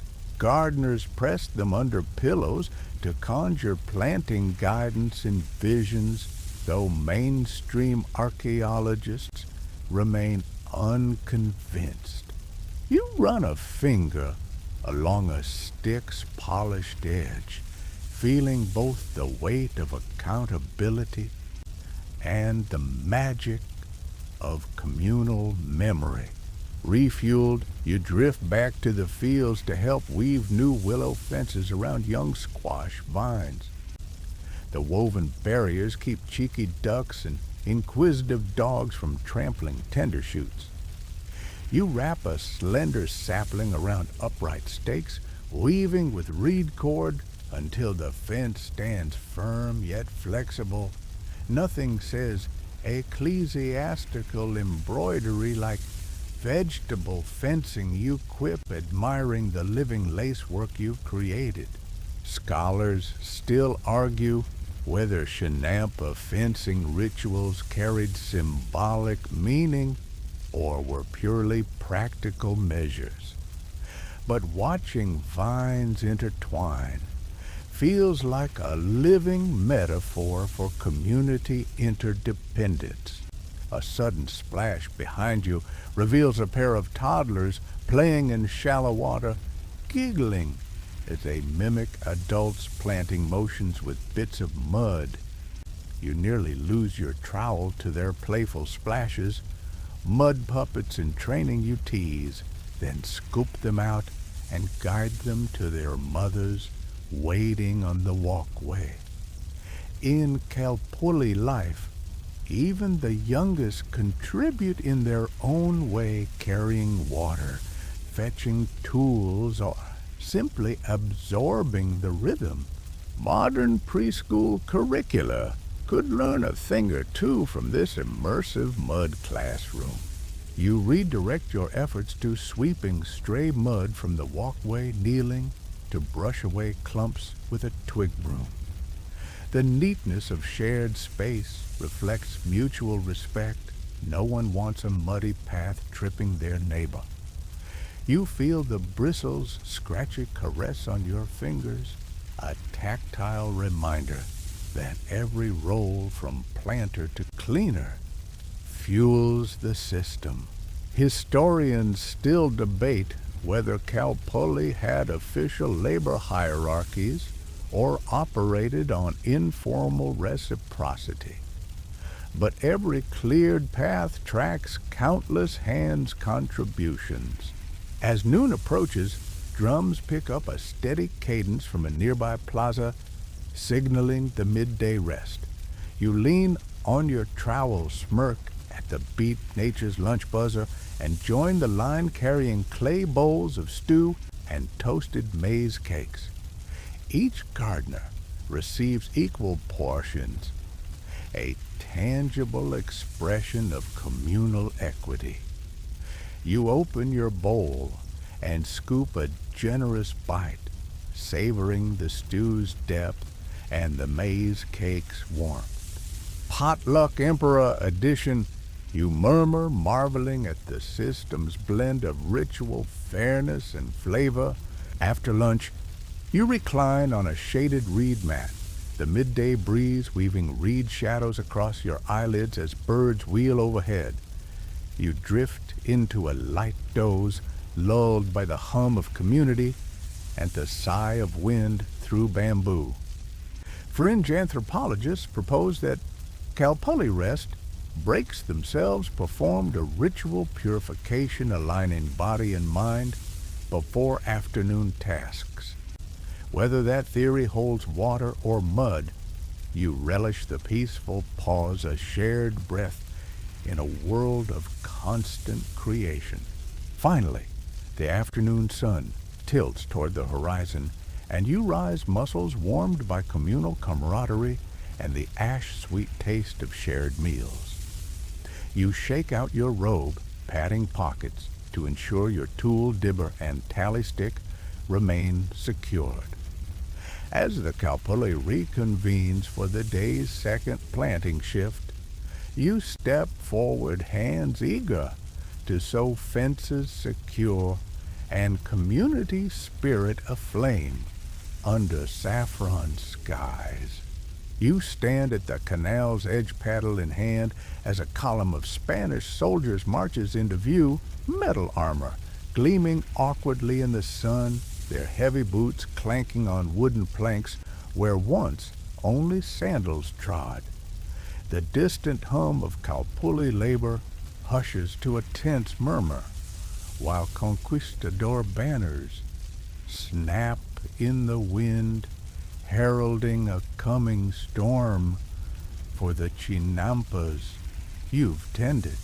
You probably won't find invading your floating farm in any agronomy textbook. Yet here they are, axes and shovels in hand, ready to carve up your livelihood. A mainstream historical fact reminds you that after Tenochtitlan fell in 1521, CE Spanish authorities began draining portions of Lake Texcoco to prevent flooding in their new colonial city, systematically dismantling sections of the canal network. Historians still argue whether these drainage projects were motivated more by hygienic concerns, miasma fears, and malaria outbreaks, or by the colonists' desire to impose European land tenure patterns. But the result was the slow erosion of Chinampa territory beneath foreign decrees. You grip your paddle tighter as a conquistador wedges a plank between canal banks, directing forced labor to collapse the raised edges and divert water into makeshift trenches. Fringe chronicles whisper that some Spanish engineers believed the floating gardens were sorcery, draining water and dismantling chinampas by night under cover of rum and superstition. You smirk at the absurdity, magic farms. Now you see them, now you don't yet. You feel a pang of anger at the cultural erasure as soldiers stomp and pry the water level shifts, leaving behind mud-coated roots and half-formed sprouts stranded above a muddy tomb. You wade in chest deep, attempting to shore up a collapsed bank with reed bundles, but an officer's shout sends you recoiling into murky water. You taste chlorine-like taste of forced water, mixing with silt and tears, a bitter reminder that colonial power can reroute both rivers and lives. A light breeze carries the distant chant of Yamita, drumming an echo of Section 8's market rituals, blending with the metallic scrape of spades. You recall the calming power of communal drumbeats, now drowned by clamor of conquest. You note how the very canals that once carried produce and music now ferry broken poles, and displaced fish. The lake's fertility hijacked for new priorities. In the chaos, a local noblewoman in teal robes steps forward, brandishing a petition of water rights penned by Kalpuli elders. She recites her plea in lilting Nahuatl Tlan Xochitl as a notary jots Latin script beside it. You catch the translation, "These gardens feed, many let them remain." Spanish officers glance unimpressed and wave dismissively, their breeches swishing in damp reeds. Historians still argue whether any legal resistance truly slowed Chinampa dispossession or merely created bureaucratic delays. But in practice, the weight of imperial decree crushed community appeals. You spot a group of gardeners forming a human chain, passing baskets of displaced seedlings back to safer ground. You jump in to help mud squelching beneath your knees as you transfer tender bean shoots from collapsing bank to adjacent raft.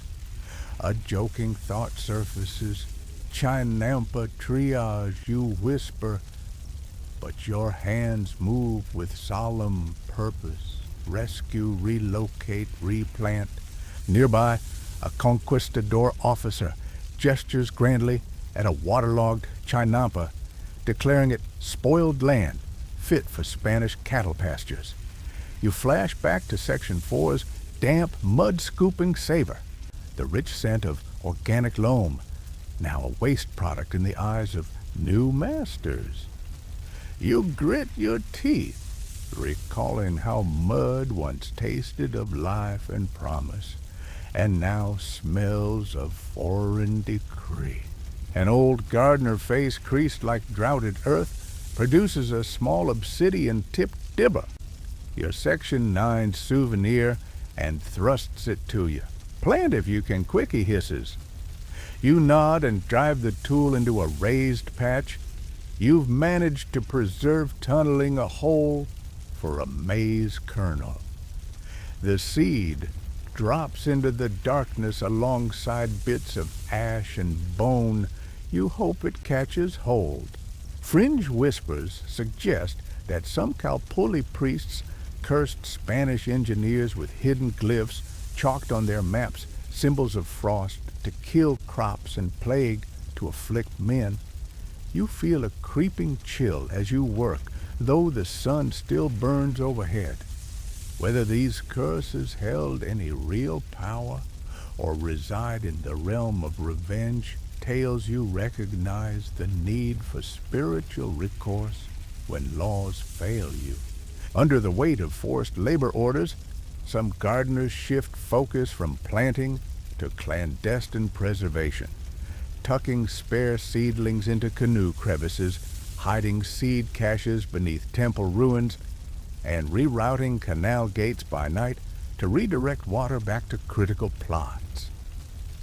You join a midnight sortie guiding lantern-wick canoes through diverted channels to re-inundate sunken chinampas, your breath ragged with urgency. By dawn, reeds lay flattened, but water returns in slender veins, proof that water itself can be a wild ally.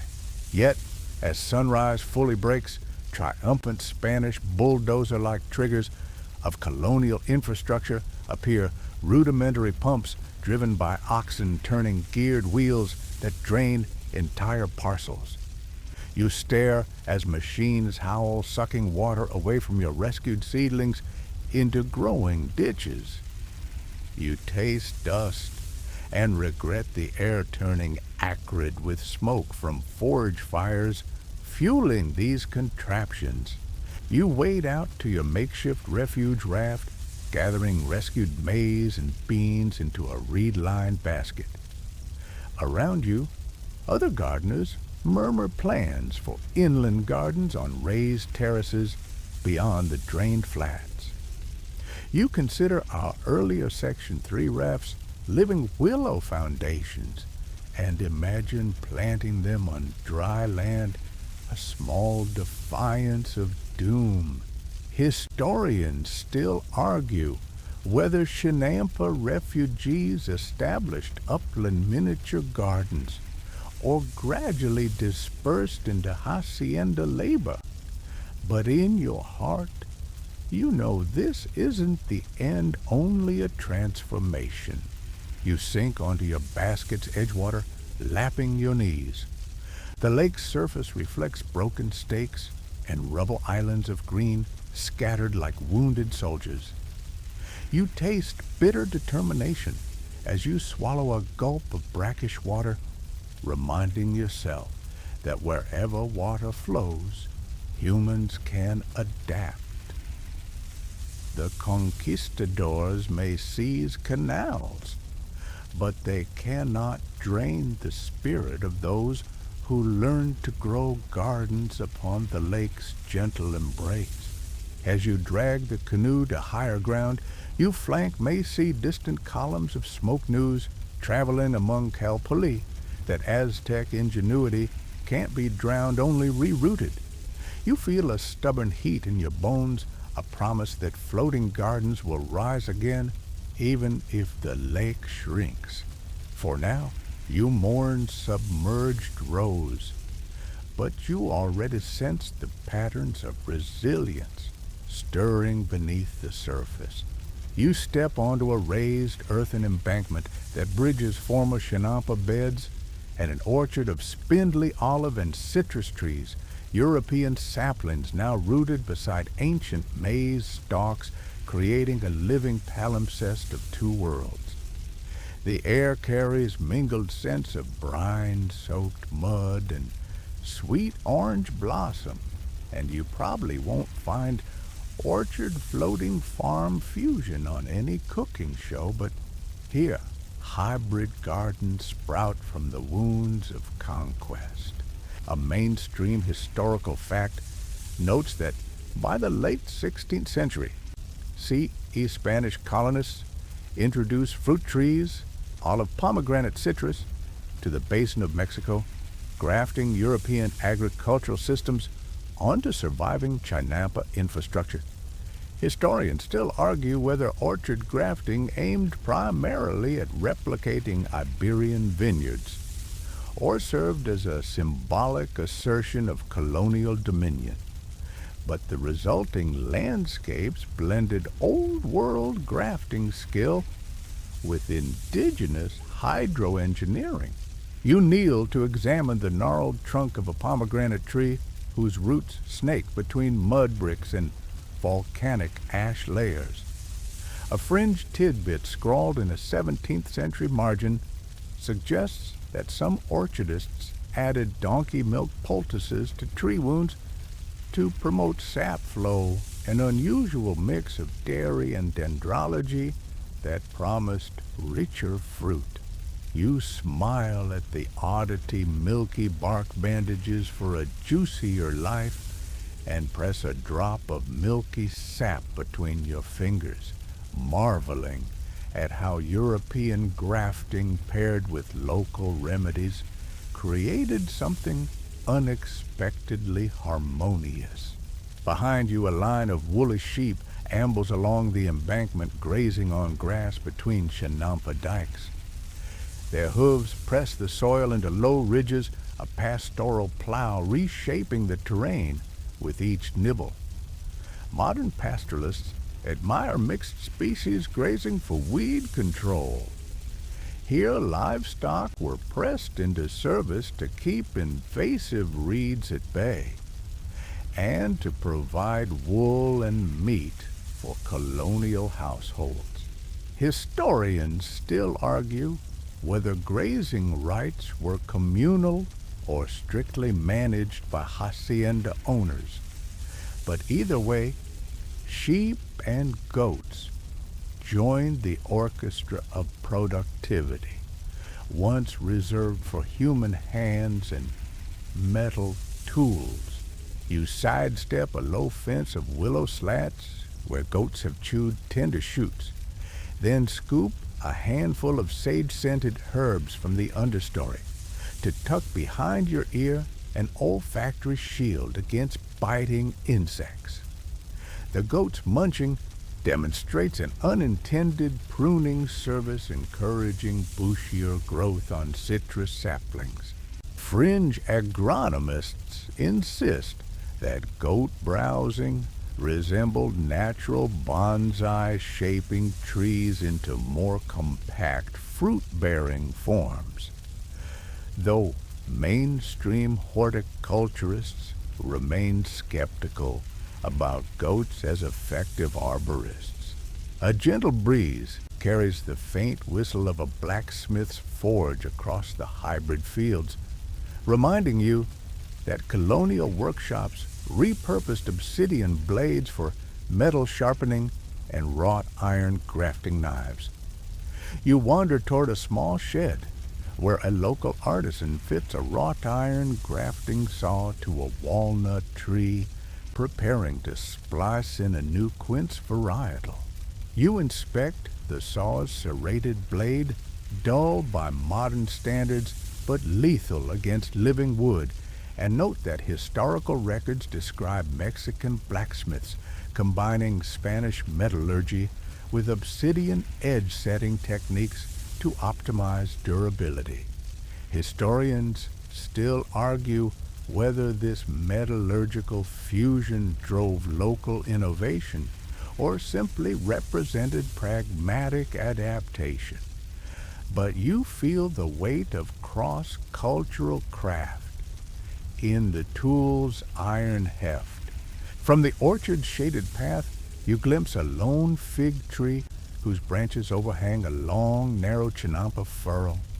The tree's broad leaves shade young squash vines below reducing midday heat stress. You crouch beneath the canopy, plucking a ripe fig and savoring its jammy flesh-honeyed bygone sweetness, then press the remaining seeds into your palm. You recall mainstream botanical studies crediting fig trees with lowering orchard temperatures and improving adjacent crop yields by up to 15%. Scholars still argue whether indigenous gardeners intentionally combined fruit trees with chinampa beds, or whether that arrangement arose from survival instincts during colonial upheaval. But here the beneficial microclimate feels deliberate. Next, you follow a narrow water channel, diverted from the main canal to irrigate both chinampa plots and orchard trees planted on raised berms. The channel's brick lining appears clearly colonial, glazed with a faint green patina. Yet it feeds the same aquatic web that nurtured maize and amaranth. The dual-purpose irrigation demonstrates the hybrid system's efficiency. One canal, two agricultural realms. Fringe hydrologists claim that Spanish hydraulic engineers introduced sluice gates with weighted balance beams for more precise orchard watering. But mainstream irrigation experts still argue whether those modifications disrupted or enhanced chinampa flows. You open a small wooden sluice to redirect water, listening to the gentle whoosh of liquid blessing both crops simultaneously. A sudden rustle draws your attention to a row of imported barley stalks swaying beside native millet, an experimental intercrop introduced by colonial agronomists to feed draft animals. You trace a finger along the barley seed head, plump, tawny, and surprisingly at home amid the highland grains. A playful thought flits by. Barley meets milpa breakfast beer, meets survival porridge, and you tuck a ripe millet seed into your cheek. for later sampling. Whether these experimental grains ever gained traction or remained niche curiosities, historians still argue, but the willingness to trial new species underscores Chinampa resilience.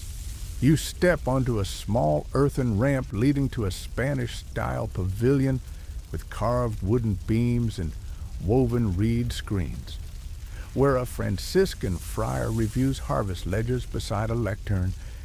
He wears a simple brown habit pinned at the shoulder with a wrought iron clasp, but his quill-scratching ledger entries that record maize and olive yields side by side. You pause as to observe his dual accounting bushels of corn listed alongside liters of oil, and sense the collision of two agricultural worlds meeting in textual form. Fringe archivists claim these ledgers contain hidden acrostics foretelling the empire's decline, though mainstream historians dismiss such theories as conspiratorial whimsy. You step back and return to the orchard's edge, noticing how Spanish victuals like wheat sprouted quietly among native grasses in the distance. You recall that wheat had arrived with the first conquistadors grown experimentally in Chinampa soils to test local adaptability. Yield records suggest only modest success. Scholars still argue whether wheat ever threatened maize's hegemony or remained a symbolic novelty. But you appreciate the experimental spirit that led colonists to plant old world grains on new world floating beds. As the sun tilts low, you find a bench carved from a single cypress trunk, its surface smooth from centuries of use. You sit and gaze across the hybrid landscape, olive trees shading maize beds, fig branches arching over squash vines, sheep grazing amid pomegranate shrubs, canals weaving through both realms. You taste the evening air, dry warmth mixed with citrus blossom and fading barnyard scents, and marvel at how Chinampas adapted rather than died. In that twilight hush, you realize that hybrid farms didn't purely erase indigenous methods, but layered new possibilities atop old foundations. You stand brushing reeds from your tunic and walk along the embankment, stepping carefully between basil shrubs introduced by colonial apothecaries and native tedra groves planted for incense. Each footfall echoes a story of adaptation of mud and olive oil, obsidian and iron maize and mole. You push off in a small canoe, drifting past submerged stakes that once held pure Chinampa fleets. Now, silhouettes of orchard roots twist around them, an interwoven tapestry of survival. You guide the canoe into a secluded inlet where new olive saplings whisper promises of bountiful oil. You dip your hand in the canal water that's witnessed centuries of toil and transformation and let it flow through your fingers, a tangible link between past and present. You lean back, paddles resting beside you, and savor the hybrid melody of clucking chickens in nearby barnyards and distant cormorant calls over open water. The patchwork of productivity hums beneath the surface, each element indigenous, and introduced a vital chord in this enduring composition. You trudge across cracked mud flats where Chinampa beds once bobbed like green rafts. Now the parched earth crumbles beneath each step, and you probably won't find lake bed yoga on any wellness retreat. But here, balancing on brittle mud, is the new limbering practice.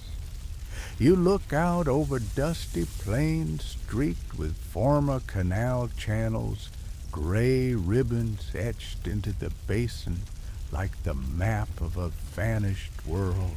A mainstream historical fact: by the late 17th century, CE colonial drainage projects had lowered Lake Texcoco's level by more than 2 meters, converting once lush Chinampa territory into expansive salinas and dust-blown wasteland. Historians still argue whether hydraulic engineers underestimated the interconnectedness of canals or if subsequent flood control politics intentionally relegated Chinampas to dry land. But either way, the lake shore retreated far beyond any gardener's walkway. You bend to scoop a handful of dry silt dirt, dusting your palms like talcum powder. The scent of damp reeds is gone. Instead, the air tastes of baked clay and forgotten dreams. Fringe accounts whisper that some Chinampa veterans tattooed small wave glyphs on their arms to summon water back, that ink would weep at moonrise and attract moisture. You chuckle at the image of a ripple-scarred arm weeping, but you also wonder if myth might outlast mastery when life itself drifts away. As you stand, a hot breeze lifts a swirl of powdery dust, and you reflexively cover your mouth. The landscape around you hums with emptiness. Cormorants circle overhead, but now fish vanish too, their former schools stranded in drying puddles. You recall Section 2's aquatic abundance fish flitting beneath canoe paddles and mourn their loss here, replaced by sun-baked hollows that echo with silent hunger. You wander toward a skeletal row of stake remnants, rotten wooden poles once anchoring Chinampa rafts now crusted with mineral deposits.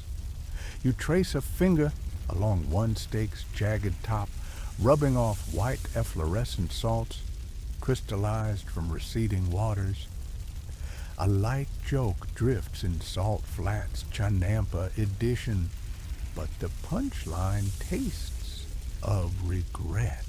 Scholars still argue whether soil salinization or outright drainage caused the largest losses in crop productivity, but the evidence stands salt-choked beds yield little besides stubborn halophyte weeds. You step into an abandoned canal, once a gleaming blue vein, and feel its sun-baked floor crack beneath your feet. Wild grasses struggle to take root in furrows that once carried life-sustaining flow. You recall Section 6's gentle irrigation. Now the channel resembles a dried riverbed in a drought documentary. You kneel and scrape at the cracked bottom, raising a plume of dust motes that swirl in the sunlight like tiny spirits searching for moisture. In the distance, you spot an old cow pulley gathering elders inspecting broken mudbank remnants. They carry clay pots brimming with last season maize ears, distributing kernels as tokens of memory seeds meant not for planting, but for remembering.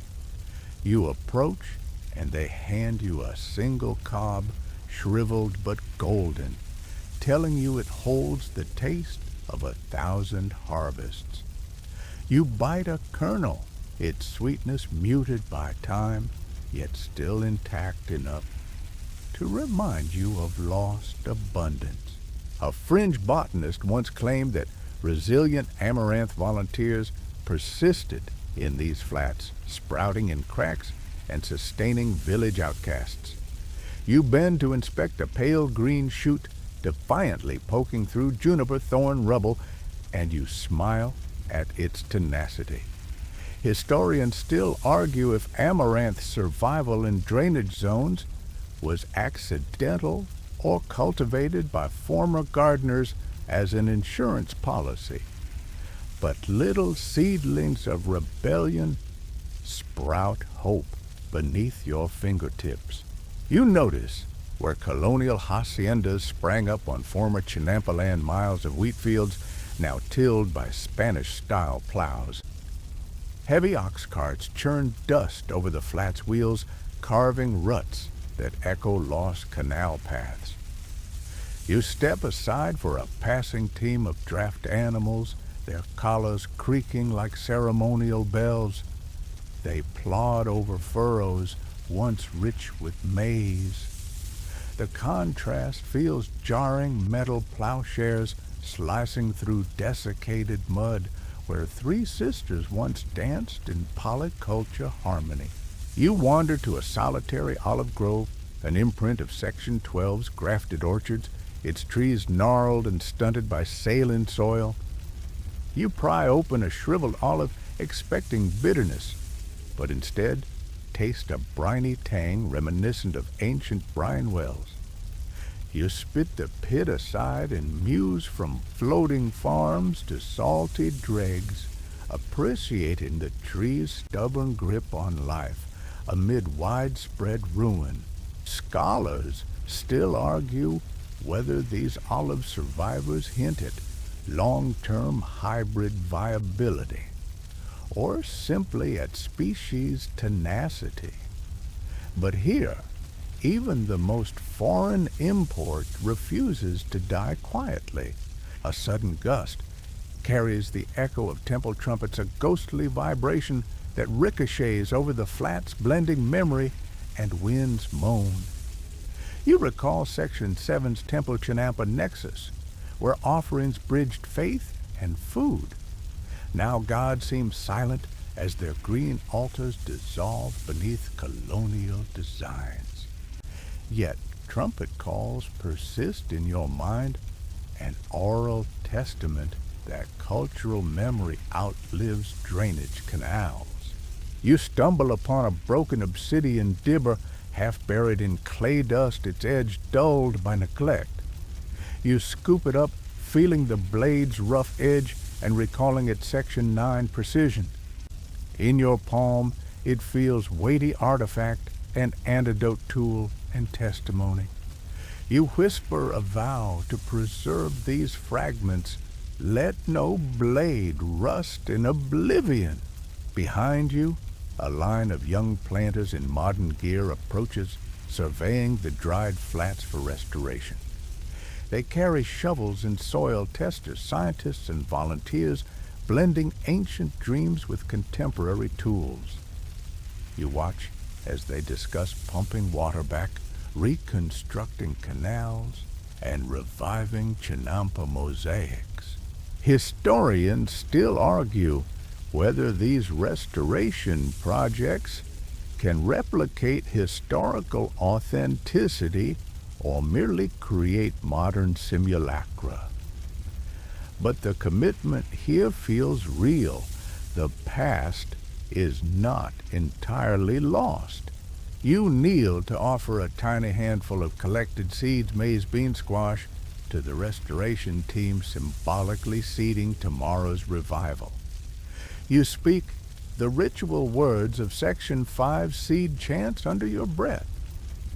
The seeds nestle in the cracked ground, a small act of defiance against decades of neglect. As the sun dips lower, shadows lengthen over the flats, turning ochre dust into liquid gold. You stand and survey the landscape, fractured stakes, dusty canals, struggling shrubs, and hopeful planters converging on a new beginning. The decline has been profound, but the human impulse to cultivate endures. You turn away, pockets heavy with seeds, and shards paddle your canoe to a narrow inlet where water still clings among reeds.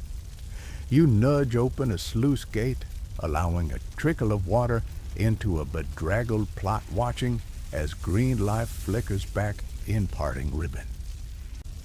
This small gesture carries centuries of knowledge. Water is hope. Mud is memory. Seeds are future.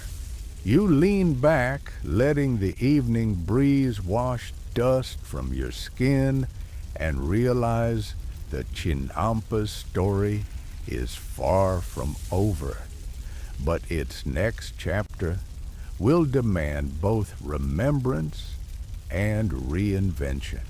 You step onto a narrow boat, painted in swirl-bright hues, the wooden planks beneath your feet creaking like an age-old story, and you drift into the quiet hum of Xochimilco's revival canals at dawn.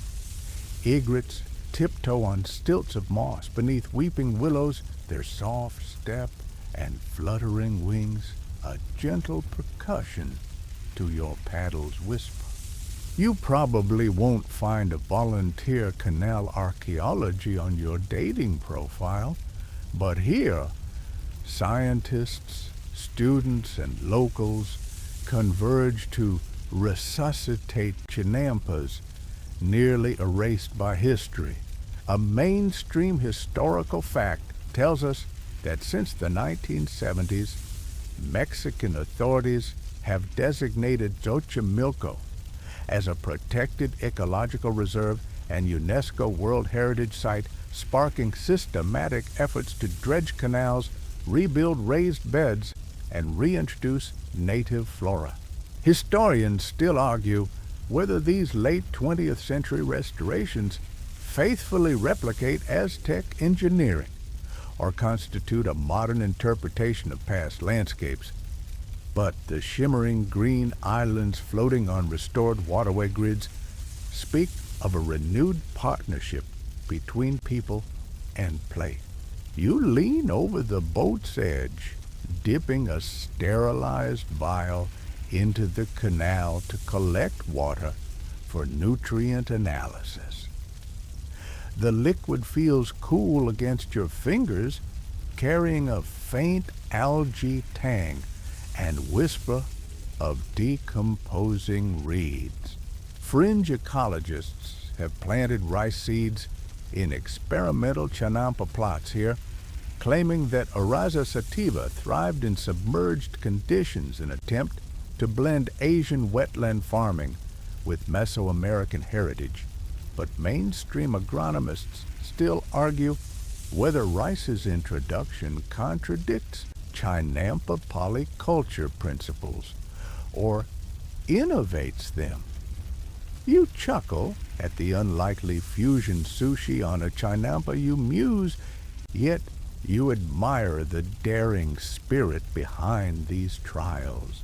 As your boat drifts past a cluster of volunteers layering fresh lake mud onto willow-framed beds, you inhale the earthy aroma and recall Section 4's mud layering ritual.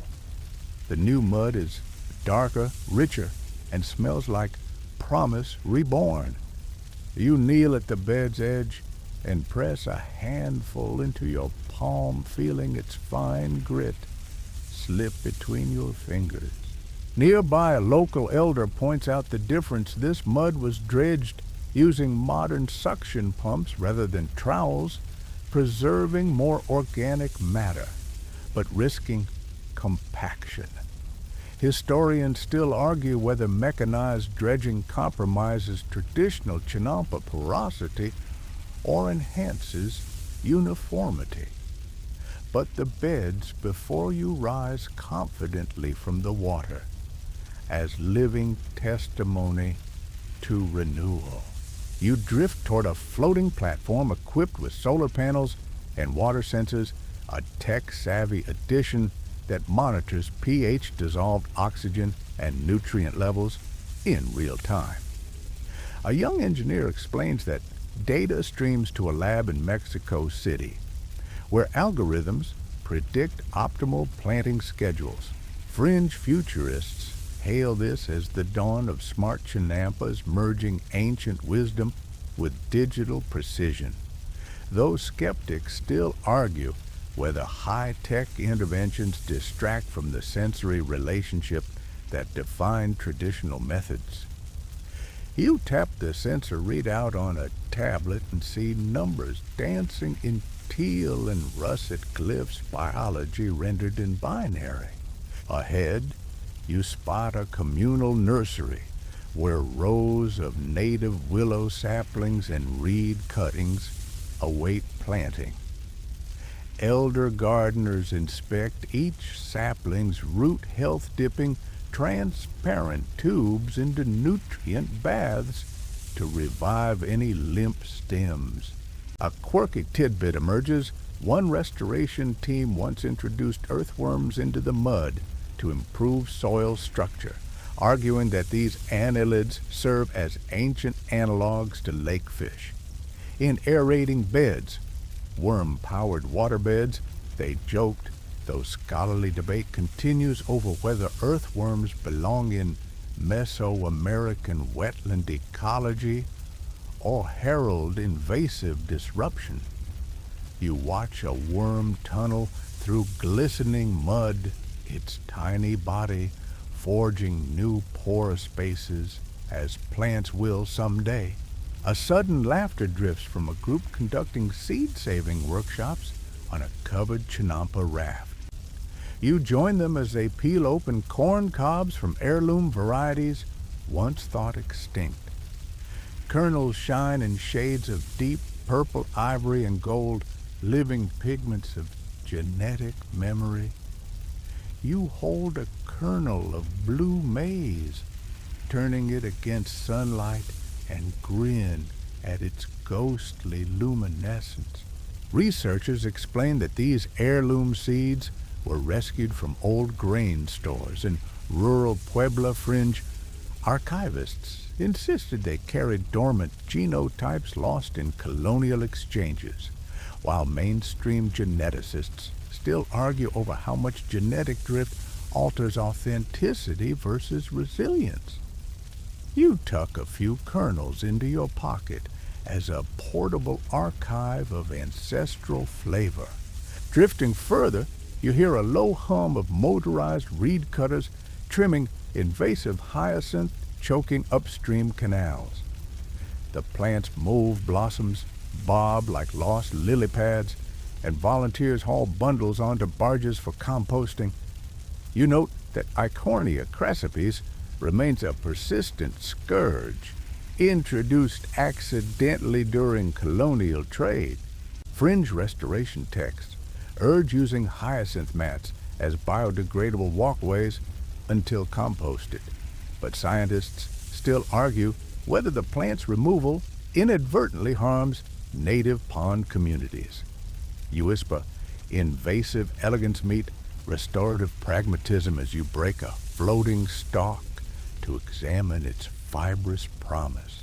Amid restored plots, you glimpse school children visiting in bright uniforms, collecting water samples, sketching plant species, and tasting small cups of maize beer brewed on site. Their laughter rings like temple trumpets, a living bridge to Chinampa youth you encountered in Section 10's Calpole.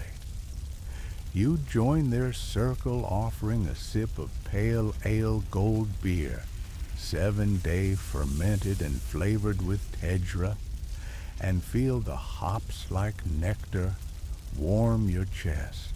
You note that modern brewmasters draw inspiration from Chinampa water's mineral profile, though brew scientists still argue whether such beers can claim historical continuity or simply nod at heritage. In any case, the communal toast is as ancient as shared fields. Your boat drifts under a canopy of willow and fig branches replanted along canal banks to stabilize embankments. You pause to pluck a small fig and taste its jammy flesh, the same varietal you sampled in Section 12's orchard hybrids. Here, the fig thrives in Chinampa mud, attesting to hybrid resilience. You run the fruit's sticky juice across your wrist and smile at the layered history it embodies. As midday shifts toward afternoon, you approach a research pavilion floating on a giant raft. Inside, agronomists pore over satellite images of Chinampa meshes, overlaying historical maps with current drone shots. On a transparent screen, maps glow in gold outlines where new beds contrast old canal lines. Fringe mapping theories claim that ancient Chinampa grids correspond to star-mapped constellations, though cartographers still argue whether this represents deliberate celestial alignment or modern pattern seeking. You trace a grid intersection on the screen and feel the pull of mystery-teasing scientific rigor. You step back into the canal's open light, paddling to where volunteer planters assemble saplings for a community planting day. They hold saplings of maize beans and squash side by side with grafted pomegranate shoots, a callback to Section 12's orchard hybrids. You join in slipping each sapling into mud beds, fertilized with composted hyacinth and ash, as incense smoke from a small copal burner drifts overhead in a nod to Section 7's temple offerings. The sensory synergy compost's earthy richness, incense's resinous curl student laughter, feels like a living drumbeat of renewal. At the canal's end, you tie your canoe to a stake carved with a new glyph, a glyph of regeneration. Beneath it, volunteers press seeds into small mesh packets labeled Xochimilco Heirloom Initiative. You receive one packet, 3 Sisters blue maize chia sprouts, and slip it into your pocket, a testament to ongoing revival.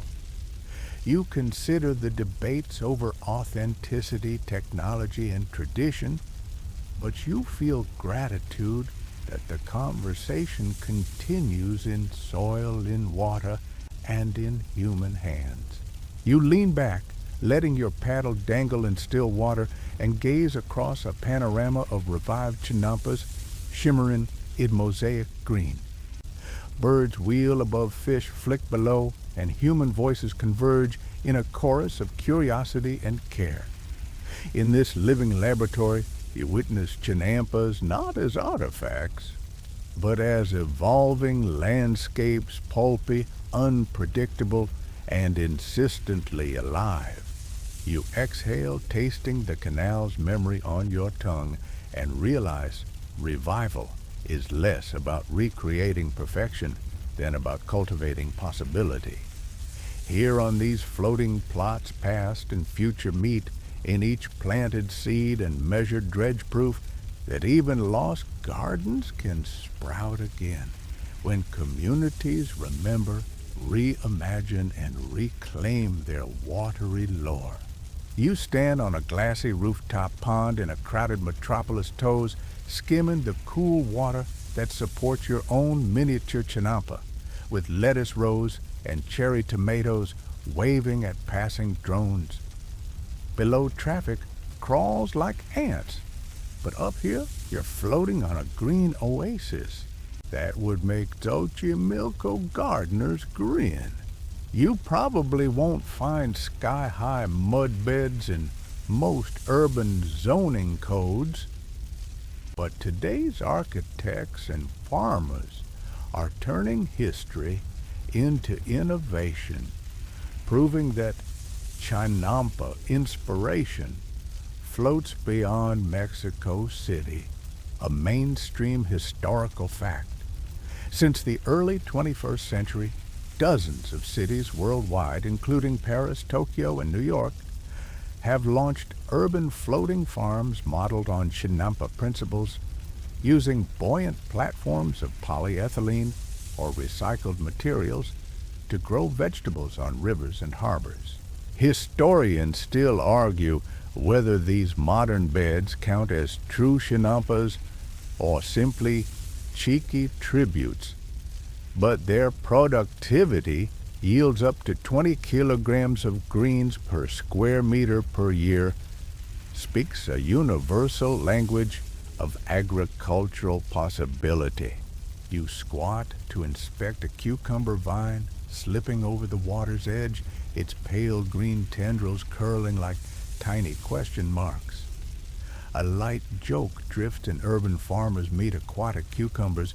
Your commute just got crunchier. The vine's cool, dewy tendrils tickle your fingertips and remind you of the reed-framed roots you saw in Section 3, anchoring rafts to the lake bed. Here, gravity takes your fingers down to water instead of mud. But the sensation, damp, fresh, alive, is reassuringly familiar. Behind you, a group of children in indigo overalls basket raft across a mirrored pool, picking small basil sprigs and reciting names like Osima Mexica in a chorus that rivals Calpulli chants. You step aside to let them pass, smiling at how the herb harvest handoff resembles Section 10's Calpulli exchange, but with a modern twist. Fringe horticulturists claim that urban floating farms harness city heat islands to extend growing seasons by up to 2 months, though climate scientists still argue whether urban microclimates override water's cooling effect or merely create unpredictable temperature swings. You inhale the basil's minty aroma and decide the risk is worth the flavor. As you paddle a small kayak along a concrete-lined canal, you pass a swarm of white PVC pipes arranged like a chessboard hydroponic towers, drawing nutrient solution from below, mimicking nutrient cycling once supplied by canal fish in Section 6. You dip your paddle and feel the water's slick flow, sensing how fish waste once fertilized cane beds, while here pump-driven pumps recirculate liquid gold. A mainstream engineering insight notes that recirculating aquaponic systems can cut water use by 90% compared to field irrigation. Historians still argue whether this high-tech substitution honors Chinampa sustainability or contradicts its low-tech ethos. But you admire the ingenuity. After all, floating farms didn't emerge in a vacuum. You steer toward a reflective art installation of mirror-finished steel rectangles that float among beds of lettuce and kale. Each panel tilts to maximize sunlight on the plants below, a nod to how Chinampa gardens oriented themselves along sun angles to optimize photosynthesis. A quirky tidbit fringe designers once proposed coating beds with thin mica sheets to replicate ancient attempts at reflecting moonlight for nighttime harvesting, though mainstream architects balked at spawning nocturnal salad bars. You chuckle at moonlit microgreens, but marvel at how cultural whimsy sparks genuine design inquiry. A drone buzz draws your gaze skyward to a pair of tourist boats weaving through the green raft networks, guided by local professor tour guides who teach passengers about Chinampa heritage and modern adaptation. You overhear one guide say, "These floating farms anchor our food security in a world of concrete," and you feel a swell of pride at how ancient methods provide modern solutions. Historians still argue whether these tours commodify indigenous knowledge or serve as vital revenue for conservation, but you choose to see the balance, respect, and revival hand in hand. You slip into a shallow wading trench flanked by floating planters, water lapping your ankles and soothing pulses. You trace a finger along the planter's base, recycled plastic ribbed like reed mats, and savor the tingle of cool hydration wicking upward into seedlings. A modern environmental note: these materials divert tons of plastic from landfills, marrying circular economy principles with Chinampa legacy. Scholars still debate whether synthetic substrates can truly replicate the ecological richness of lake mud. But as you watch earthworms wriggle through composted fibers in a mesh-lined planter, you realize life finds a way. At the canal's edge, a barge transforms into a cafe, selling microgreen salads and rotating chinampa tasting menus that feature herb-infused ice cubes made from filtered canal water. You order a mint cilantro cube that hints at frog chorus origins from Section 2, and the bartender jokes your palate's about to take an ecological field trip. You taste a cool explosion of flavor and whisper, "Best commute snack ever." As sugared mint floods your senses, ancient lake breeze repackaged for lifestyle connoisseurs. Sunlight pirouettes across reflective skyscrapers as you round the urban peninsula, floating past a research pod where students analyze microbial communities in planter soils via portable sequencers. They wave a pipette in greeting, and you note that genetic insights now guide reintroductions of native algae strains to improve canal water health, an echo of Section 14's sensor tech, but going molecular.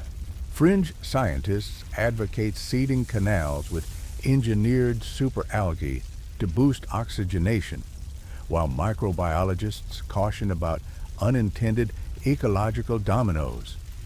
You watch as a trill of algae blooms unfolds emerald ribbons beneath the surface and feel both awe and humility. Nearing the docking area, you spot a community workshop where volunteers glue obsidian flakes onto 3D printed dibber handles, an artful tribute to Section 9's toolsmiths.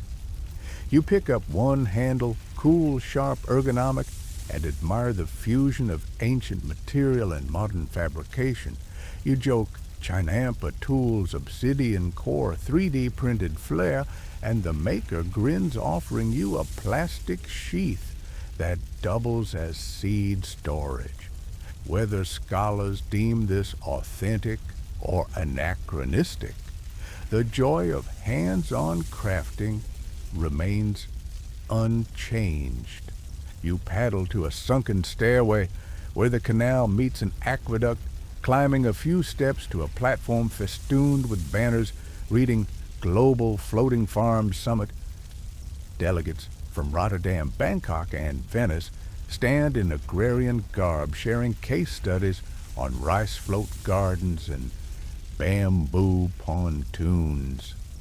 You listen as they discuss resilience metrics and equity frameworks, realizing Chinampa lessons ripple across hemispheres.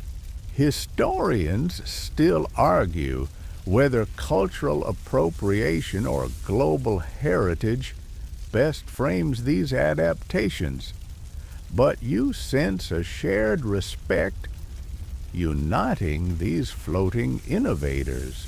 As the summit adjourns, you join a closing ritual. Hands clasp, participants dip fingers into canal water and anoint each other's foreheads in a communal blessing. You feel tiny droplets bead on your skin like dew, reminding you of dew catchers in Section 2's monastic gardens. A hushed chant rises anew Yamata for the Anthropocene, each syllable a vow to steward water and mud for future generations. You push off your canoe one final time, the city's mirrored towers receding behind you as the canal glows under dusk's embrace. You let the paddle rest and close your eyes, letting memories of floating fields, market barges, tool workshops, community labor, and hybrid orchards swirl together. Across centuries and continents, Chinampa wisdom endures, morphing and thriving wherever water meets human hope. You take a final breath, a basil-scented canal breeze, salty and sweet, and exhale a release of friction between past and future. The last light glints off gentle waves, a reminder that while water recedes and returns, human ingenuity floats on its surface, buoyed by tradition, innovation, and collective dreaming. Wind down, you let your pulse slow as twilight drapes a soft veil of violet over the canal, each breath a gentle tide that ebbs and flows in harmony with the water beneath. The distant hum of drones and city traffic mellows into a muted heartbeat, and in this hush, you feel the comforting weight of centuries folding around you like a warm blanket. Every sense softens the cool caress of canal water against your ankles, the faint spice of basil and myrrh lingering on the breeze, the gentle rustle of reed mats underfoot. Your mind drifts through memories of moss-framed willows and obsidian blades of mud-rich harvest, and temple offerings of drained flats and triumphant revival. Each vignette unravels slowly, rewoven now into a tapestry of resilient possibility. You imagine the floating gardens of old and new dancing together on rippling water, ancient rafts built from willow and reed, modern platforms crafted from recycled polyethylene, their silhouettes flickering in the dying light. You sense the communal pulse of Kalpuli and volunteer collectives merging across time hands, planting kernels and seedlings under saffron dawns. Wisdom passed orally and through fingertips shaping living soil. You taste the horizon's promise, salty canal mingled with citrus blossom like a lullaby in your mouth, urging every anxious thought to release its grip. You realize that Chinampa knowledge thrums beneath our shared memory, a current that carries hope where land once failed. The night sky, indigo streaked, reflects in canal ripples like liquid starlight, each flicker a testament to ongoing connection, humans and water seeds, and soil past and future entwined in a floating allegory of perseverance. You allow sleep's gentle tide to rise your eyelids heavy as the first dew-laced petals of dawn. In this tender interlude, you're both observer and participant, cradled by the living legacy of Chinampa gardens, floating farms that refuse to sink. And as your breath deepens, you drift beyond the threshold held by water's hush and dream's embrace. The world outside fades, yet the pulse of floating fields past and present pulses softly in your veins. Surrender to sleep, knowing that tomorrow you will carry seeds of renewal within your dreams. Good night.